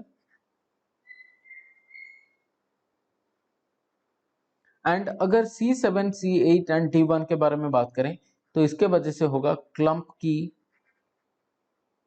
क्लम्स्कीज palsy, right. तो ये है मतलब ब्रैकियल प्लेक्सस का अबनॉर्मलिटी या एसोसिएटेड प्रॉब्लम के बारे में। तो चलिए नेक्स्ट क्वेश्चंस के बारे में जानते हैं। तो in Weber's test lateralization of sound to diseased ear indicates dash. Lateralization of sound to diseased ear indicates dash. तो यहाँ पे ऑप्शंस हैं, A conductive hearing loss, B combination of both sensory neural hearing loss and conductive hearing loss, option C sensory neural hearing loss, option D tympanic deafness. तो इसमें से जो चार options हमारे पास हैं इसमें से कौन सा है जो कि वेबर टेस्ट का लैटरलाइजेशन ऑफ साउंड होता है, तो ये क्या इंडिकेट करता है। तो हम थोड़ा लैटरलाइजेशन ऑफ साउंड के बारे में बात कर लेते हैं। फॉर एग्जांपल अगर ये सोच लेते हैं कि ये हेड है और ये दोनों ईयर है, तो अगर हम ट्यूनिंग फॉर्क को यहाँ पर हेड के ऊपर रखते हैं वाइब्रेट करके, लैटरलाइजेशन मतलब क्या होता है, लैटरलाइजेशन मतलब ये यूजुअली क्या होता है, दोनों साइड को साउंड आना चाहिए इक्वली। तो दोनों ईयर में साउंड अगर यहाँ पे वाइब्रेशन हम वाइब्रेट करके ट्यूनिंग फॉर्क को हम ऊपर रख लिए सर के ऊपर, तो क्या होगा, ये दोनों साइड में इक्वली साउंड सुनाई देना चाहिए। अगर किसी भी वजह से क्या होता है कि लैटरलाइजेशन हो गया, लैटरलाइजेशन मतलब क्या होता है, अगर एक साइड में सुनाई दे रहा है, सिर्फ एक साइड को सुनाई दिया और एक साइड में सुनाई नहीं दिया, इसको बोलते हैं लैटरलाइजेशन। यूजुअली दोनों साइड को जाना चाहिए और नॉर्मल है। अगर ट्यूनिंग फॉर्क को हम ऊपर रखे और एक साइड को गया पर दूसरा साइड को कुछ सुनाई नहीं दे रहा है, इसको बोलते हैं लैटरलाइजेशन। ये बोलता है कि इन वेबर्स टेस्ट, इसको हम बोलते हैं वेबर्स टेस्ट, जहां पर ट्यूनिंग फॉर्क को हम वाइब्रेट करके सर के ऊपर रखते हैं। तो यहां पर क्या होगा, in Weber's test lateralization of sound to diseased ear. Diseased ear ये वाला सोच लेते हैं कि ये वाला डिफेक्टिव ईयर है, और यहाँ पे लैटरलाइजेशन कहां पर हुआ, वो सेम साइड को हुआ जहां पर डिजीज्ड ईयर है। तो इसको हम क्या बोले, तो इसके बारे में हम थोड़ा डिटेल में बात करते हैं। तो इसको बोलते हैं कंडक्टिव हियरिंग लॉस होगा। तो अगर लैटरलाइजेशन होता है जो कि डिजीज ईयर का साइड पे अगर सुनाई दे रहा है, इसका मतलब है कंडक्टिव हियरिंग लॉस है। तो थोड़ा हम वेबर्स टेस्ट के बारे में जान लेते हैं सो दैट ये इजी होगा हमें समझने के लिए। तो वेबर्स टेस्ट में क्या करते हैं, ट्यूनिंग फॉर्क को वाइब्रेट किए और स्कल के ऊपर लेके रख लिए, ठीक है। तो यहाँ पर क्या होगा, अगर दोनों साइड में साउंड सुनाई दे रहा है दोनों ईयर को ऐसे, तो हमें ये नॉर्मल लगेगा, मतलब नॉर्मल है। अगर एक साइड को सुनाई दे रहा है, मतलब जैसे नीचे वाला आरो मार्क है, सिर्फ एक साइड को सुनाई दे रहा है, बाकी ये वाला साइड को सुनाई नहीं दे रहा, तो इसका मतलब क्या है, conductive hearing loss of same year. ये वाला ईयर में डिजीज्ड ईयर ये वाला होगा जो कि कंडक्टिव हियरिंग लॉस होगा। यहाँ पर कंडक्टिव हियरिंग लॉस है, मतलब जो साइड को सुनाई दे रहा है वो साइड का कंडक्टिव हियरिंग लॉस है। और अदरवाइज अल्टरनेटिव क्या होगी, अगर ये वाला डिजीज ईयर होगा, अगर ये सोच लो ये वाला शायद अगर ठीक भी है, तो ये वाला अगर लैटरलाइजेशन है, मतलब लेफ्ट साइड को हो रहा, ये वाला लेफ्ट साइड है, ये वाला राइट साइड है, तो अगर लैटरलाइजेशन लेफ्ट साइड को हो रहा, इसका मतलब है आइदर कंडक्टिव हियरिंग लॉस होगा लेफ्ट साइड का ईयर को, और नहीं तो राइट साइड ईयर का सेंसरी न्यूरल लॉस है। अगर अगर ये हम बोल सकते हैं कि वेबर टेस्ट में होता क्या है, वेबर टेस्ट में अगर लैटरलाइजेशन होता है, for example lateralization to left ear, इसका मतलब क्या है, नंबर वन ये बोलते हैं कि लेफ्ट ईयर में क्या है, कंडक्टिव हियरिंग लॉस है, और नंबर टू राइट ईयर का सेंसरी न्यूरल हियरिंग लॉस है। राइट। सो यहाँ पर दो चीज बोल सकता है, अगर लैटरलाइजेशन जो भी ईयर को हुआ है वो साइड का क्या होगा, कंडक्टिव हियरिंग लॉस, नहीं तो अपोजिट साइड का सेंसरी न्यूरल हियरिंग लॉस हो सकता है। तो यहाँ पे वेबर टेस्ट का अगर lateralization of sound to the diseased ear है, इसका मतलब है कंडक्टिव हियरिंग लॉस। जैसे कि फॉर एग्जांपल अगर यहाँ पे लैटरलाइजेशन लेफ्ट साइड को हो रहा, इसका मतलब है ये सेम साइड में क्या है, कंडक्टिव हियरिंग लॉस। ये वाला डिजीज तो ईयर है, तो यहाँ पर हम इसको क्या बोलेंगे, कंडक्टिव हियरिंग लॉस बोलेंगे, राइट। सो नेक्स्ट आता है, नेक्स्ट क्वेश्चन आता है, ऑक्सीटोसिन कजेस ऑल एक्सेप्ट, इसमें से ऑक्सीटोसिन क्या नहीं करता। So number 1 myoepithelial cell contraction, lactogenesis, contraction of uterine muscle, milk ejection, इसमें से कौन सा है जो कि ऑक्सीटोसिन नहीं करता। तो मैं अगर ऑक्सीटोसिन के बारे में बात करें तो ऑक्सीटोसिन रिलीज कहाँ से होता है, ऑक्सीटोसिन रिलीज होता है पोस्टीरियर पिट्यूटरी में। एक्चुअली ये तो हाइपोथैलेमस से रिलीज होता है, ये रिलीज होता है हाइपोथैलेमस से, ऑक्सीटोसिन रिलीज होता है हाइपोथैलेमस से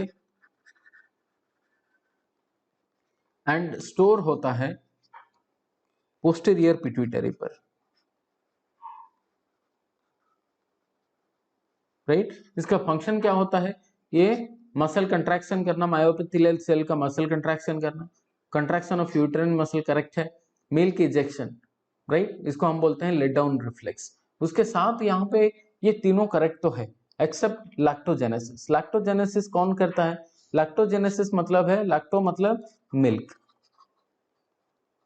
राइट, एंड जेनेसिस मतलब होता है प्रोडक्शन। तो मिल्क प्रोडक्शन के लिए ये ऑक्सीटोसिन यूजुअली हेल्प नहीं करता, तो इसके लिए हेल्प कौन सा करता है, तो इसके लिए प्रोलैक्टिन हेल्प करता है। तो यहाँ पर जो फंक्शन ऑक्सीटोसिन का है वो जो नहीं है ये वाला ऑप्शन में, वो है लैक्टोजेनेसिस। तो आंसर क्या होगा, लैक्टोजेनेसिस एक है जो कि ऑक्सीटोसिन नहीं करता। तो नेक्स्ट चलिए नेक्स्ट क्वेश्चन की तरफ। A diluent used for reconstitution of BCG vaccine is dash। तो BCG वैक्सीन को किसके साथ हम डाइल्यूट करते हैं, normal saline, glycerine, dextrose and distilled water. तो ये सबको पता है कि BCG वैक्सीन को हम नॉर्मल सलाइन के साथ क्या करते हैं, मिक्स करते हैं या डाइल्यूट करते हैं। तो थोड़ा सा हम BCG वैक्सीन के बारे में जान लेते हैं। नंबर 1 BCG वैक्सीन को हम 8 बार देते हैं, और ये वाला क्वेश्चन बार बार पूछा जाता है कि BCG वैक्सीन हम कब तक दे सकते हैं। We can give BCG vaccine up to या till 1 year of age. Next आता है इसका जो डोज होगा BCG वैक्सीन का, वो 0.1 ml या 0.05 ml till 1 month of age, ये होगा डोज। नेक्स्ट आता है रूट क्या होगा, ये इंट्राडर्मल रूट में हम BCG वैक्सीन को देंगे। उसके बाद साइट क्या होगा, साइट होगा left upper arm, left arm का लेफ्ट अपर आर्म में वो BCG वैक्सीन यूजुअली हम देते हैं। तो यहाँ पर BCG वैक्सीन के बारे में हमें 4 चीज याद रखना चाहिए। नंबर 1 ये वाला हम कब तक दे सकते हैं, टिल 1 ईयर ऑफ एज हम देंगे। डोज क्या होगा 0.1 ml एंड टिल 1 मंथ हम 0.05 ml दे सकते हैं। रूट इंट्राडर्मल होगा, साइट होगा लेफ्ट अपर आर्म। सो ये है BCG वैक्सीन के बारे में। तो नेक्स्ट क्वेश्चन की तरफ चलते हैं, इम्यूनोग्लोबुलिन दैट क्रॉस प्लासेंटा, इनमें से कौन सा इम्यूनोग्लोबुलिन है जो कि प्लासेंटा को क्रॉस कर सकता है। तो हमारे पास IgE, IgM, IgA and IgG options हैं। तो इसमें से कौन सा है जो कि प्लासेंटा को क्रॉस करेगा, तो यहाँ पर जो आंसर होगा वो होगा IgG, जो कि प्लासेंटा को क्रॉस करके जा सकता है। तो थोड़ा हम इम्यूनोग्लोबुलिन के बारे में थोड़ा जान लेते हैं, सो दैट हमें ईच एंड एवरी इम्यूनोग्लोबुलिन के बारे में थोड़ा सा पता चल जाएगा। तो टोटल हमें 5 इम्यूनोग्लोबुलिन के बारे में पता है। तो क्या क्या है, नंबर 1 IgA के बारे में पढ़ते हैं। तो IgA क्या होता है, तो IgA it is usually found in mucosa of GI tract, respiratory and genito urinary tract. तो ये यूजुअली म्यूकोसा लेयर में पाया जाता है, जैसे कि GI ट्रैक्ट का हुआ, रेस्पिरेटरी ट्रैक्ट या जेनिटो यूरिनरी ट्रैक्ट में IgA इम्यूनोग्लोबुलिन A है। It is also found in tear, saliva and breast milk. तो हमें IgA के बारे में क्या पता चला, तो ये बेसिकली जो म्यूकस मेम्ब्रेन में होते हैं, म्यूकस मेम्ब्रेन लेयर जहां जहां पे होता है, जैसे कि GI ट्रैक्ट का हो गया, रेस्पिरेटरी ट्रैक्ट का हो गया, जेनिटो यूरिनरी ट्रैक्ट का हो गया, ये सब पार्ट में इम्यूनोग्लोबुलिन A है। उसके साथ हमें टीयर, सलाइवा, ब्रेस्ट मिल्क यहाँ पर इम्यूनोग्लोबुलिन ए मिल जाएगा। तो यहाँ पर एक श्योर शॉट क्वेश्चन है कि इम्यूनोग्लोबुलिन ए कौन सा इम्यूनोग्लोबुलिन है जो कि ब्रेस्ट मिल्क में पाया जाता है। तो आंसर होगा IgA।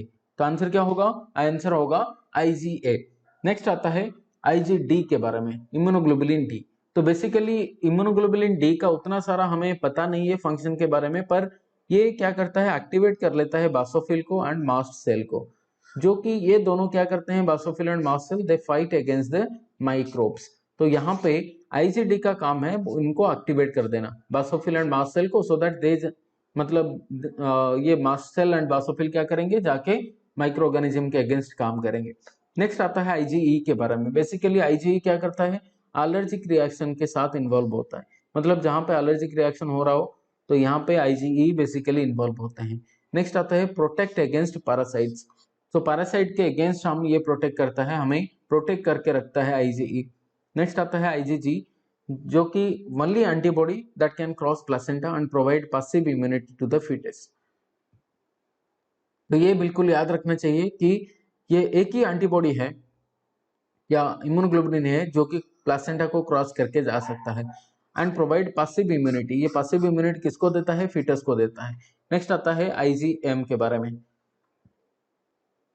तो IgM बेसिकली एक्यूट इन्फेक्शन में दिखाई देता है एंड इज रेस्पॉन्सिबल, ये रेस्पॉन्सिबल किसके लिए है, क्लम्पिंग, आरबीसी का जो क्लम्पिंग होता है, एग्लूटिनेशन होता है ड्यूरिंग ब्लड ट्रांसफ्यूजन रिएक्शन, वो IgM के वजह से होता है। तो बेसिकली IgM एक्यूट इन्फेक्शन में दिखाई देता है एंड IgG क्रोनिक इन्फेक्शन में। बेसिकली IgG हमें ज्यादा मिलेगा। तो इम्यूनोग्लोबुलिन हमें 5 इम्यूनोग्लोबुलिन मिलता है, IgA, IgD, IgE, IgG and IgM। तो बेसिकली यहाँ से जो क्वेश्चन आते हैं, तो यहाँ पर इम्यूनोग्लोबुलिन हमें 5 टाइप का मिल गया, IgA, IgT, IgE, IgG and IgM। तो यहाँ पर जो इम्पोर्टेंट क्वेश्चंस हमें पूछा जाएगा वो होगा कि ब्रेस्ट मिल्क में कौन सा इम्यूनोग्लोबुलिन अवेलेबल है, तो हमारा आंसर होगा IgA। वैसे अगर एलर्जिक रिएक्शन के लिए कौन सा इम्यूनोग्लोबुलिन रेस्पॉन्सिबल है, IgE। वैसे अगर पूछा जाएगा कि पैरासाइट्स के अगेंस्ट कौन सा एंटीबॉडी काम कर रहा है तो वो होगा IgE। नेक्स्ट क्वेश्चन पूछता है कौन सा एंटीबॉडी है जो कि प्लासेंटा को क्रॉस कर सकता है, वो होगा IgG। नेक्स्ट आता है एक्यूट इन्फेक्शन में कौन सा एंटीबॉडी बैठता है, वो IgM है। तो ये सब इंपॉर्टेंट क्वेश्चंस इम्यूनोग्लोबुलिन के बारे में पूछ सकते हैं। नेक्स्ट आता है epistaxis management include following action except.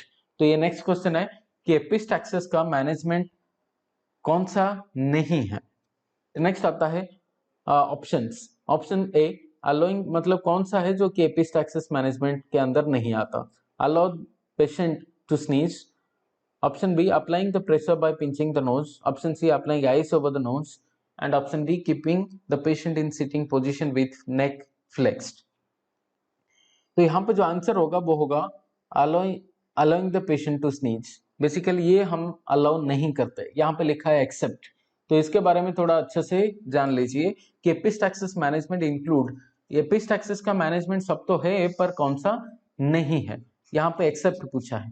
तो एक्सेप्ट मतलब हम पेशेंट को नहीं बोलेंगे कि तुम ज्यादा स्नीज करो, अगर करते हैं तो ज्यादा ब्लीडिंग होने का चांसेस है, तो यहाँ पे स्नीज के लिए अलाउ नहीं करते। नेक्स्ट आता है एपिस्टैक्सिस का। नेक्स्ट हम एपिस्टैक्सिस का की पॉइंट्स के बारे में थोड़ा सा जान लेते हैं। एपिस्टैक्सिस है क्या?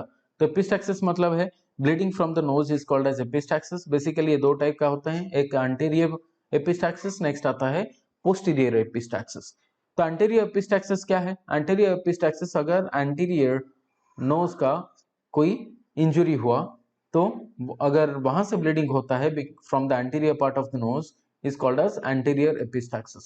Basically यहाँ पर काइसेलबर्ग प्लेक्सस का, जिसको हम बोलते हैं a vascular network found in the nasal septum. तो एंटीरियर पार्ट में एक इसको अदरवाइज बोलते हैं Little's area. Little's area, Little's area मतलब क्या है? ये काइसेलबर्ग प्लेक्सस है जहां पर एक बड़ा वास्कुलर नेटवर्क है। बेसिकली अगर हम फिंगर नॉस्ट्रल के अंदर डालते हैं या कोई फॉरेन मटेरियल डालते हैं या बेसिकली ये ज्यादातर ये वाला काइसेलबर्ग प्लेक्सस इंजर होता है जहां पर एक बड़ा वास्कुलर नेटवर्क है और थोड़ा सा इंजरी होने पर ज्यादा ब्लीडिंग होने का चांसेस है, जो कि एंटीरियर एपिस्टैक्सिस में होगा। बेसिकली ये क्या होता है, अगर इंजरी होगा वो बेसिकली सिंगल नॉस्ट्रल को होता है, दोनों साइड को नहीं होता। पर पोस्टीरियर एपिस्टैक्सिस में होता क्या है, ये काइजलबर्ग प्लेक्सस ये तो एंटीरियर पार्ट में है, वैसे पोस्टीरियर पार्ट में क्या है वो है वुड्रॉफ प्लेक्सस, जो कि एक बड़ा वास्कुलर नेटवर्क है। तो ये बेसिकली पाया जाता है lateral wall of the nasal cavity. तो यहाँ पर अगर इंजरी होता है तो बेसिकली दोनों नॉस्ट्रिल इन्वॉल्व होते हैं। बेसिकली यहाँ पर क्या होगा, अगर पोस्टीरियर पार्ट में ब्लीडिंग हो रहा हो तो यहाँ पर फ्लो बैकवर्ड होगा और uncomfortably get swallowed and coughed up. यहाँ पर चांसेस है ज्यादा एस्पिरेशन का, क्योंकि बैक साइड में है और हम अगर स्वॉलो कर रहे हैं तो शायद ये ज्यादा चांसेस है कि रेस्पिरेटरी ट्रैक्ट में चले जाएं। तो यहाँ पर एस्पिरेशन होने का चांसेस ज्यादा है अगर पोस्टीरियर एपिस्टैक्सिस है। तो इंटरवेंशन क्या होगा, इमीडिएट इंटरवेंशन एपिस्टैक्सिस में? Number 1, pinch nose with 2 fingers for 15 to 20 minutes. 15-20 minute के लिए क्या करेंगे, नोज को पिंच करके रखेंगे। नंबर 2, यहाँ पे पोजीशन क्या होना चाहिए? पोजीशन होगा सिटअप पोजीशन। हम बैठने के लिए पेशेंट को बोलेंगे विथ स्लाइटली लीन फॉरवर्ड, थोड़ा आगे झुक के, with head tilted forward, head को थोड़ा फ्लेक्स करके, नेक को थोड़ा फ्लेक्स करके आगे रखेंगे, सो दैट यहाँ पर अगर थोड़ा सा भी कोई ब्लीडिंग हो रहा हो तो वो आगे आके गिर जाएगा। अगर बैक साइड में चलता है तो फिर ये एस्पिरेशन होने का चांसेस है। तो अवॉइड क्या करना चाहिए इस केस में, अगर एपिस्टैक्सिस हो रहा है तो अवॉइड क्या करेंगे, विगरस नाजल ब्लोइंग। तो हम नाजल ब्लोइंग नहीं करेंगे, क्योंकि यहाँ पर ज्यादा अगर ब्लो करते हैं तो ज्यादातर क्या होगा, ये ब्लीडिंग होने का चांसेस ज्यादा हो जाता है। नेक्स्ट आता है यहाँ पे इंसर्ट कॉटन और टिश्यू इनटू ईच नॉस्ट्रिल। अगर यहाँ पर हम पैक दे दिए, नाजल पैक दे दिए और आइस अप्लाई किए या कोल्ड क्लॉथ अप्लाई किए to the bridge of nose, then bleeding कम होने का चांसेस ज्यादा है। क्योंकि ये सब क्या करते हैं, अगर आइस पैक हम अप्लाई किए, कोल्ड क्लॉथ अप्लाई किए, तो ये वासो कंस्ट्रिक्शन कर लेते हैं, तो ब्लड सप्लाई उस एरिया को कम हो गया, तो ब्लीडिंग कम होने का चांसेस ज्यादा है। नेक्स्ट आता है, अगर इंसर्ट कर लिए कॉटन और टिश्यू हम इंसर्ट कर दिए नोज के अंदर, तो फिर ये डायरेक्टली क्या करेगा, वो जो जगह से ब्लीडिंग हो रहा है वो जगह का ब्लड वेसल को कंप्रेस कर लेगा। तो इसलिए यहाँ पे एपिस्टैक्सिस या bleeding from the nose can be suppressed. तो नेक्स्ट आता है which of the commonest fungi causes otomycosis. Oto मतलब क्या है, ऑटो मतलब है ईयर, EAR ईयर, माइकोसिस मतलब है फंगल इन्फेक्शन, राइट। सो कौन सा है जो कि ईयर का फंगल इन्फेक्शन करता है, ऑटोमाइकोसिस? इसमें से number 1 Mucor, option B aspergillus, option C Rhizopus and option D Candida. तो यहाँ पर जो ऑप्शंस दिया गया है उसमें से जो करेक्ट आंसर होगा वो होगा aspergillus। तो aspergillus है कि है जो कि फंगस है और करता है ऑटोमाइकोसिस या ईयर का फंगल इन्फेक्शन। तो नेक्स्ट क्वेश्चन की तरफ चलते हैं। नेक्स्ट क्वेश्चन है the most powerful stimulus for the respiratory centre is dash. तो यहाँ पर पावरफुल स्टिमुलस रेस्पिरेटरी सेंटर के लिए कौन सा है? Number 1 carbon dioxide excess, number 2 option oxygen excess, number C option increased pH of the blood, option D oxygen lacking. तो यहाँ पे कौन सा है जो कि एक पावरफुल स्टिमुलस है रेस्पिरेटरी सेंटर के लिए? तो यहाँ पर आंसर होगा कार्बन डाइऑक्साइड एक्सेस। तो इसके बारे में थोड़ा सा हम जान लेते हैं कि कार्बन डाइऑक्साइड एक्चुअली कैसे रेस्पिरेटरी सेंटर को ज्यादा स्टिमुलेट कर लेता है। तो इसको हम बोलते हैं हाइपोक्सिक ड्राइव। अगर कार्बन डाइऑक्साइड एक्सेस होने पर रेस्पिरेटरी सेंटर स्टिमुलेट होता है, इसको हम बोलते हैं हाइपोक्सिक ड्राइव। तो हाइपोक्सिक ड्राइव मतलब क्या है, इंक्रीज्ड आर्टेरियल PCO2। अगर आर्टरी में ज्यादा partial pressure of carbon dioxide बढ़ गया तो क्या होगा, that will lead to increase PCO2 leads to decrease pH of CSF में क्या होगा, pH कम हो जाएगा। तो pH अगर कम होता है मतलब ये क्या होगा, एसिडिक हो जाएगा। तो एसिडिक होने पर क्या होगा, ये इमीडिएटली एक रिस्पॉन्स देगा, स्टिमुलेट करेगा chemo receptor in medulla oblongata. कि मेडुला ऑब्लोंगाटा, क्योंकि CSF का pH तो चेंज हो गया, तो केमो रिसेप्टर क्या करते हैं, ये इमीडिएटली डिटेक्ट कर लेंगे, थोड़ा सा भी pH चेंज हो गया तो केमो रिसेप्टर क्या होता है, केमो मतलब केमिकल्स एंड रिसेप्टर मतलब तो पता है कि सेंसरी इंफॉर्मेशन पास करते हैं वहां न्यूरॉन टू CNS तक। तो रिसेप्टर्स क्या करते हैं, रिसीव करते हैं सिग्नल। तो केमो मतलब केमिकल का जो सिग्नल है वो रिसीव करना, तो ये केमो रिसेप्टर्स का काम है। तो केमो रिसेप्टर इमीडिएटली जो कि मेडुला ऑब्लोंगाटा में अवेलेबल है, अगर CSF का pH थोड़ा सा चेंज हो गया, एसिडिक हो गया, तो इसका मतलब है कि केमोरिसेप्टर इमीडिएटली डिटेक्ट कर लेंगे, हाँ एसिडिक हो गया। क्यों हुआ? और रीजन है PCO2 के, राइट। तो इमीडिएटली क्या होगा, मेडुलरी रेस्पिरेटरी सेंटर जो मेडुला ऑब्लांगाटा में है वो एक्टिवेट हो जाएंगे।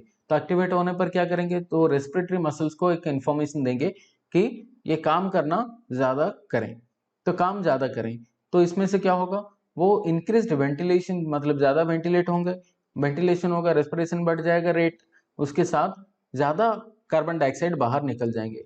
और फिर रिजल्ट क्या होगा, आर्टेरियल PCO2 जो पहले बढ़ के था, क्योंकि CO2 एक्सेल हो गए तो यहाँ पर नॉर्मल लेवल को आ जाएगा, pH will return to normal.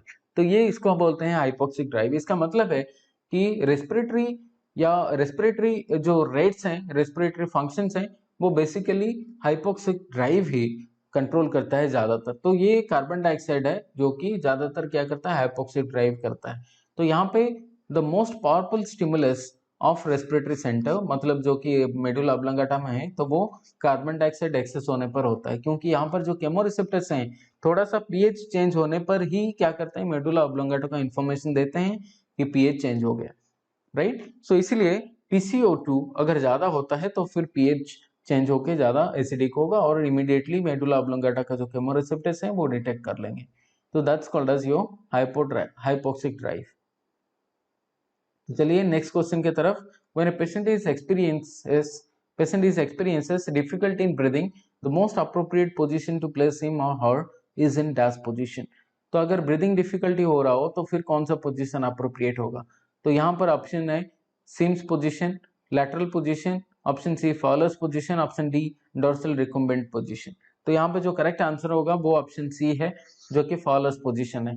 तो फॉलोअर्स पोजीशन अगर हम ये सोच लें कि ये वाला पर्सन है जो कि मतलब ऐसे बैठा है, राइट। तो अगर ऐसे बैठता है तो पेशेंट का क्या होगा, तो बैठने पर क्या होगा या फॉलोअर्स पोजीशन पर होने पर क्या होगा, तो जो एब्डोमिनल कंटेंट्स है वो नीचे ग्रेविटी के वजह से क्या होगा, नीचे की तरफ हो जाएगा। और डायफ्राम के ऊपर जो एब्डोमिनल ऑर्गन्स हैं वो पुश नहीं करेंगे डायफ्राम को। तो यहाँ पर तो टेक्निकली लंग्स को ज्यादा स्पेस मिलता है एक्सपांड होने के लिए अगर फॉलोअर्स पोजीशन दिया जाता है। तो यहाँ पर इजीली अगर डिफिकल्टी ब्रीदिंग हो रहा है तो अप्रोप्रिएट पोजीशन फॉलोअर्स पोजीशन होगा, क्योंकि ये थोरेसिक कैविटी के ऊपर थोड़ा सा जो एब्डोमिनल ऑर्गन्स का अगर दूसरे पोजीशन हम लेते हैं तो यहाँ पर एब्डोमिनल ऑर्गन्स क्या करेंगे, तो डायफ्राम के ऊपर आके प्रेशर डालेंगे और डायफ्राम उतना इजीली मतलब रिलैक्स या कंट्रैक्ट नहीं हो पाएगा।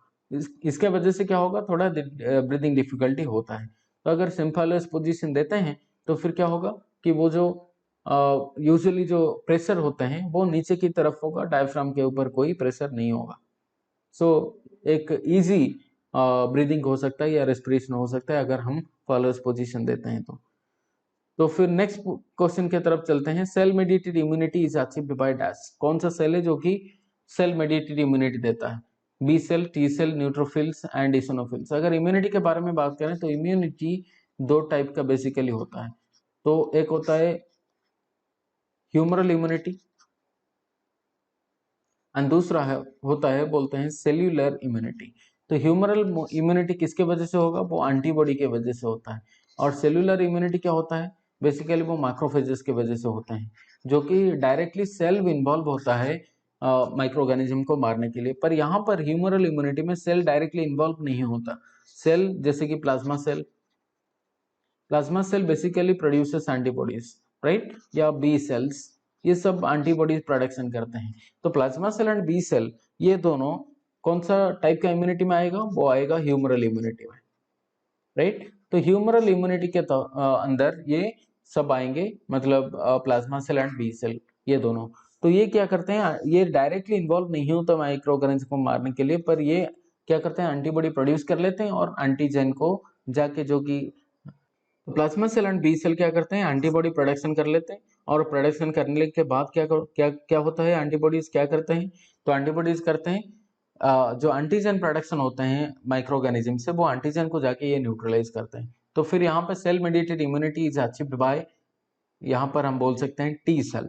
तो it is the correct answer कि टी सेल होगा जो कि मतलब सेल मेडिएटेड इम्यूनिटी कराएगा, और ह्यूमरल इम्यूनिटी बी सेल करेगा। All of the following are the major zones criteria for fever, rheumatic fever except rheumatic fever में जो जोन्स क्राइटेरिया होता है, जो दो टाइप का होते हैं जोन्स क्राइटेरिया, एक मेजर क्राइटेरिया होता है और दूसरा होता है माइनर क्राइटेरिया। उसमें से जो मेजर क्राइटेरिया होता है वो मेजर क्राइटेरिया में कौन सा नहीं है? Carditis, option A, option B migratory polyarthritis, option C fever, option D erythema marginatum. इनमें से कौन सा है जो कि मेजर क्राइटेरिया के अंदर नहीं आता? तो यहाँ पर जो आंसर होगा वो होगा फीवर। तो चलिए देखते हैं major Jones criteria and minor Jones criteria के बीच में क्या क्या है। तो मेजर एंड माइनर क्राइटेरिया के अंदर क्या होता है, निमोनिक हमें याद रखना पड़ेगा। तो जोन्स है, हमें तो याद रखना पड़ेगा जोन्स क्राइटेरिया।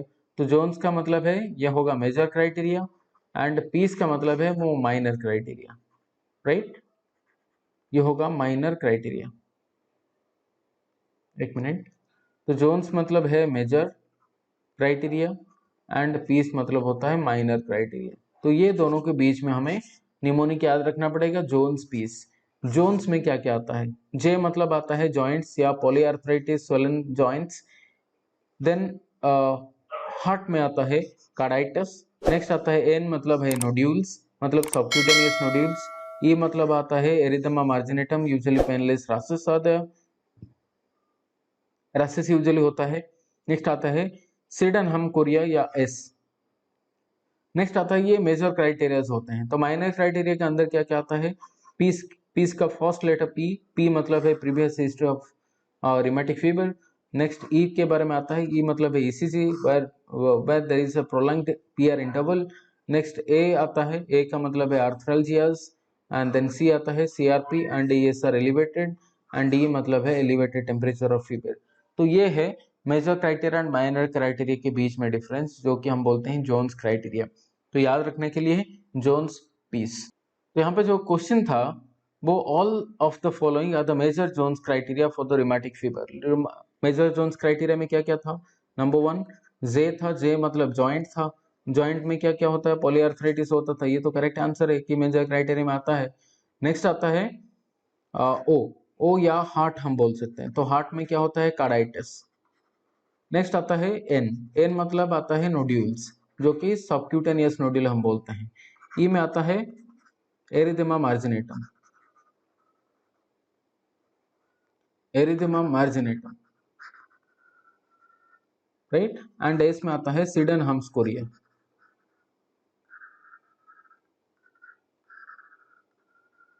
तो यहाँ पे हमें पता चल जाता है कि कार्डाइटिस है, देन माइग्रेटरी पॉलीआर्थराइटिस है, एरिथेमा मार्जिनेटम है, ये सब मेजर क्राइटेरिया के अंदर आता है। पर जो नहीं है वो है फीवर, जो कि आता है माइनर क्राइटेरिया में। ये आता है माइनर क्राइटेरिया में, ये आता है मेजर में, ये आता है मेजर में, एंड एरिथेमा मार्जिनेटम भी आता है मेजर क्राइटेरिया में। पर जो नहीं आता वो है फीवर, जो कि माइनर क्राइटेरिया का पार्ट है। तो यहाँ पर अगर हम डायग्नोसिस करें रिमेटिक फीवर को तो फिर हमें क्या करना पड़ेगा? तो मेजर क्राइटेरिया से अगर दो सिम्टम कुछ भी, जैसे कि जॉइंट पेन हुआ, कार्डाइटिस हुआ, नोड्यूल्स सबक्यूटेनियस नोड्यूल हुआ, एरिथेमा मार्जिनेटम है, सिडेनहम्स कोरिया, अगर कोई भी दो सिम्टम्स, टू साइंस ऑफ और फीचर्स ऑफ मेजर क्राइटेरिया अगर दो है तो फिर पॉजिटिव है।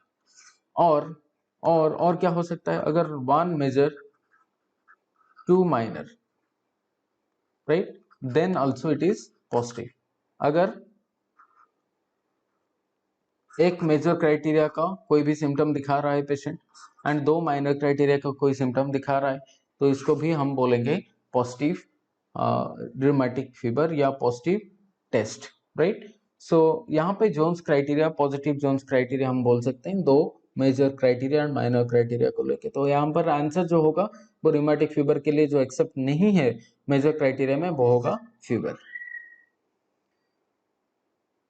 सो हमारा ऑनलाइन कॉम्पिटिटिव क्लासेस के बारे में सब लोगों को तो पता है।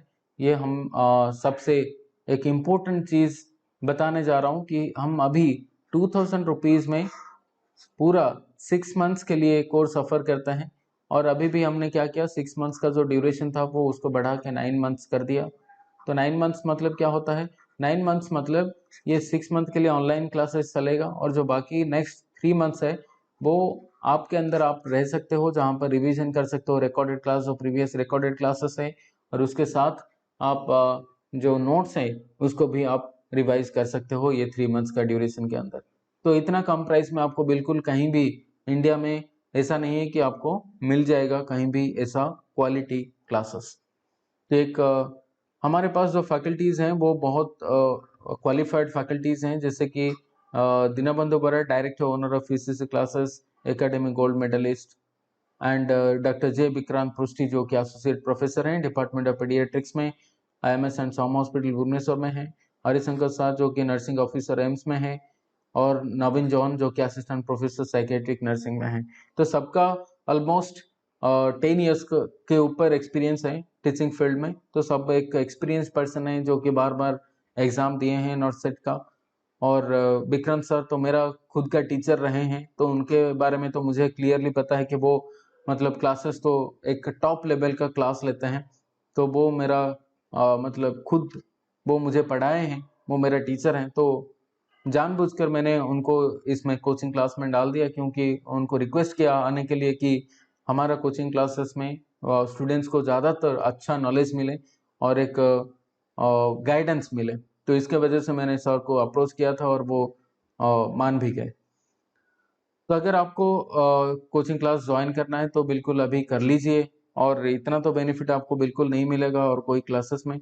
तो बेसिकली हम क्या करते हैं, मंथली मॉक टेस्ट भी करते हैं, नेगेटिव मार्किंग टेस्ट भी करते हैं, लाइव क्लास करते हैं। हमारा तो एक पर्सनल एप्लीकेशन है गूगल प्ले स्टोर में। अगर आपको वो एप्लीकेशन अगर चाहिए तो फिर आप ये वाला नंबर पे जो नीचे दिखाई दे रहा है, ये व्हाट्सएप नंबर पे आप थोड़ा मैसेज कर लीजिए हाई करके, और आप बोल दीजिए कि हमें एक क्लास चाहिए और ज्वाइन करना चाहते हो, तो फिर मैं आपको लिंक दे दूंगा जहां पर आप एप्लीकेशन को डाउनलोड कर सकते हो। नेक्स्ट आता है फ्री वीकली प्रैक्टिस टेस्ट भी हम देते हैं, PDF notes of each class class का एंडिंग में हम देते हैं। उसके साथ रिकॉर्डेड क्लास, अगर कोई भी ऐसा मान लो कि कोई क्लास के अंदर ज्वाइन नहीं कर पाया लाइव क्लास, जैसे कि कोई ड्यूटी रह गया, तो उस टाइम पे क्या होगा, रिकॉर्डेड क्लास हम तो हर क्लास का एंड में रिकॉर्डेड क्लास अपलोड करते हैं एप्लीकेशन के अंदर। वो कभी भी आप देख सकते हो। फ्री बुक्स हम प्रोवाइड करते हैं एप्लीकेशन के अंदर, जहां पर आप नोट्स, फ्री बुक्स ऐसा पढ़ के भी खुद का एक हाई क्वालिटी नोट बना सकते हो। 1-to-1 गाइडेंस कभी भी आपको मिल सकता है, किसी को भी कांटेक्ट करने से आपको गाइडेंस एंड सॉल्यूशन मिल जाएगा आपका डाउट्स का। तो यहाँ पर सब लोग एक्सपीरियंस्ड एंड प्रोफेशनल इंस्ट्रक्टर्स हैं। तो बेझिझक आप 6 मंथ्स अच्छा से पढ़ाई कीजिए हमारे साथ। तो आपको ये तो गारंटी है कि आपको अगर 6 मंथ्स के अंदर अगर अच्छा से पढ़ाई किए, एक्सरसाइज किए सब कुछ, तो फिर बिल्कुल 100% आपको गवर्नमेंट जॉब पाने के लिए कोई रोक नहीं सकता। तो thank you everyone for your patience, and सब लोग काइंडली मेरा यूट्यूब चैनल को सब्सक्राइब कर दीजिए, लाइक, कमेंट एंड शेयर कीजिए। Thank you very much.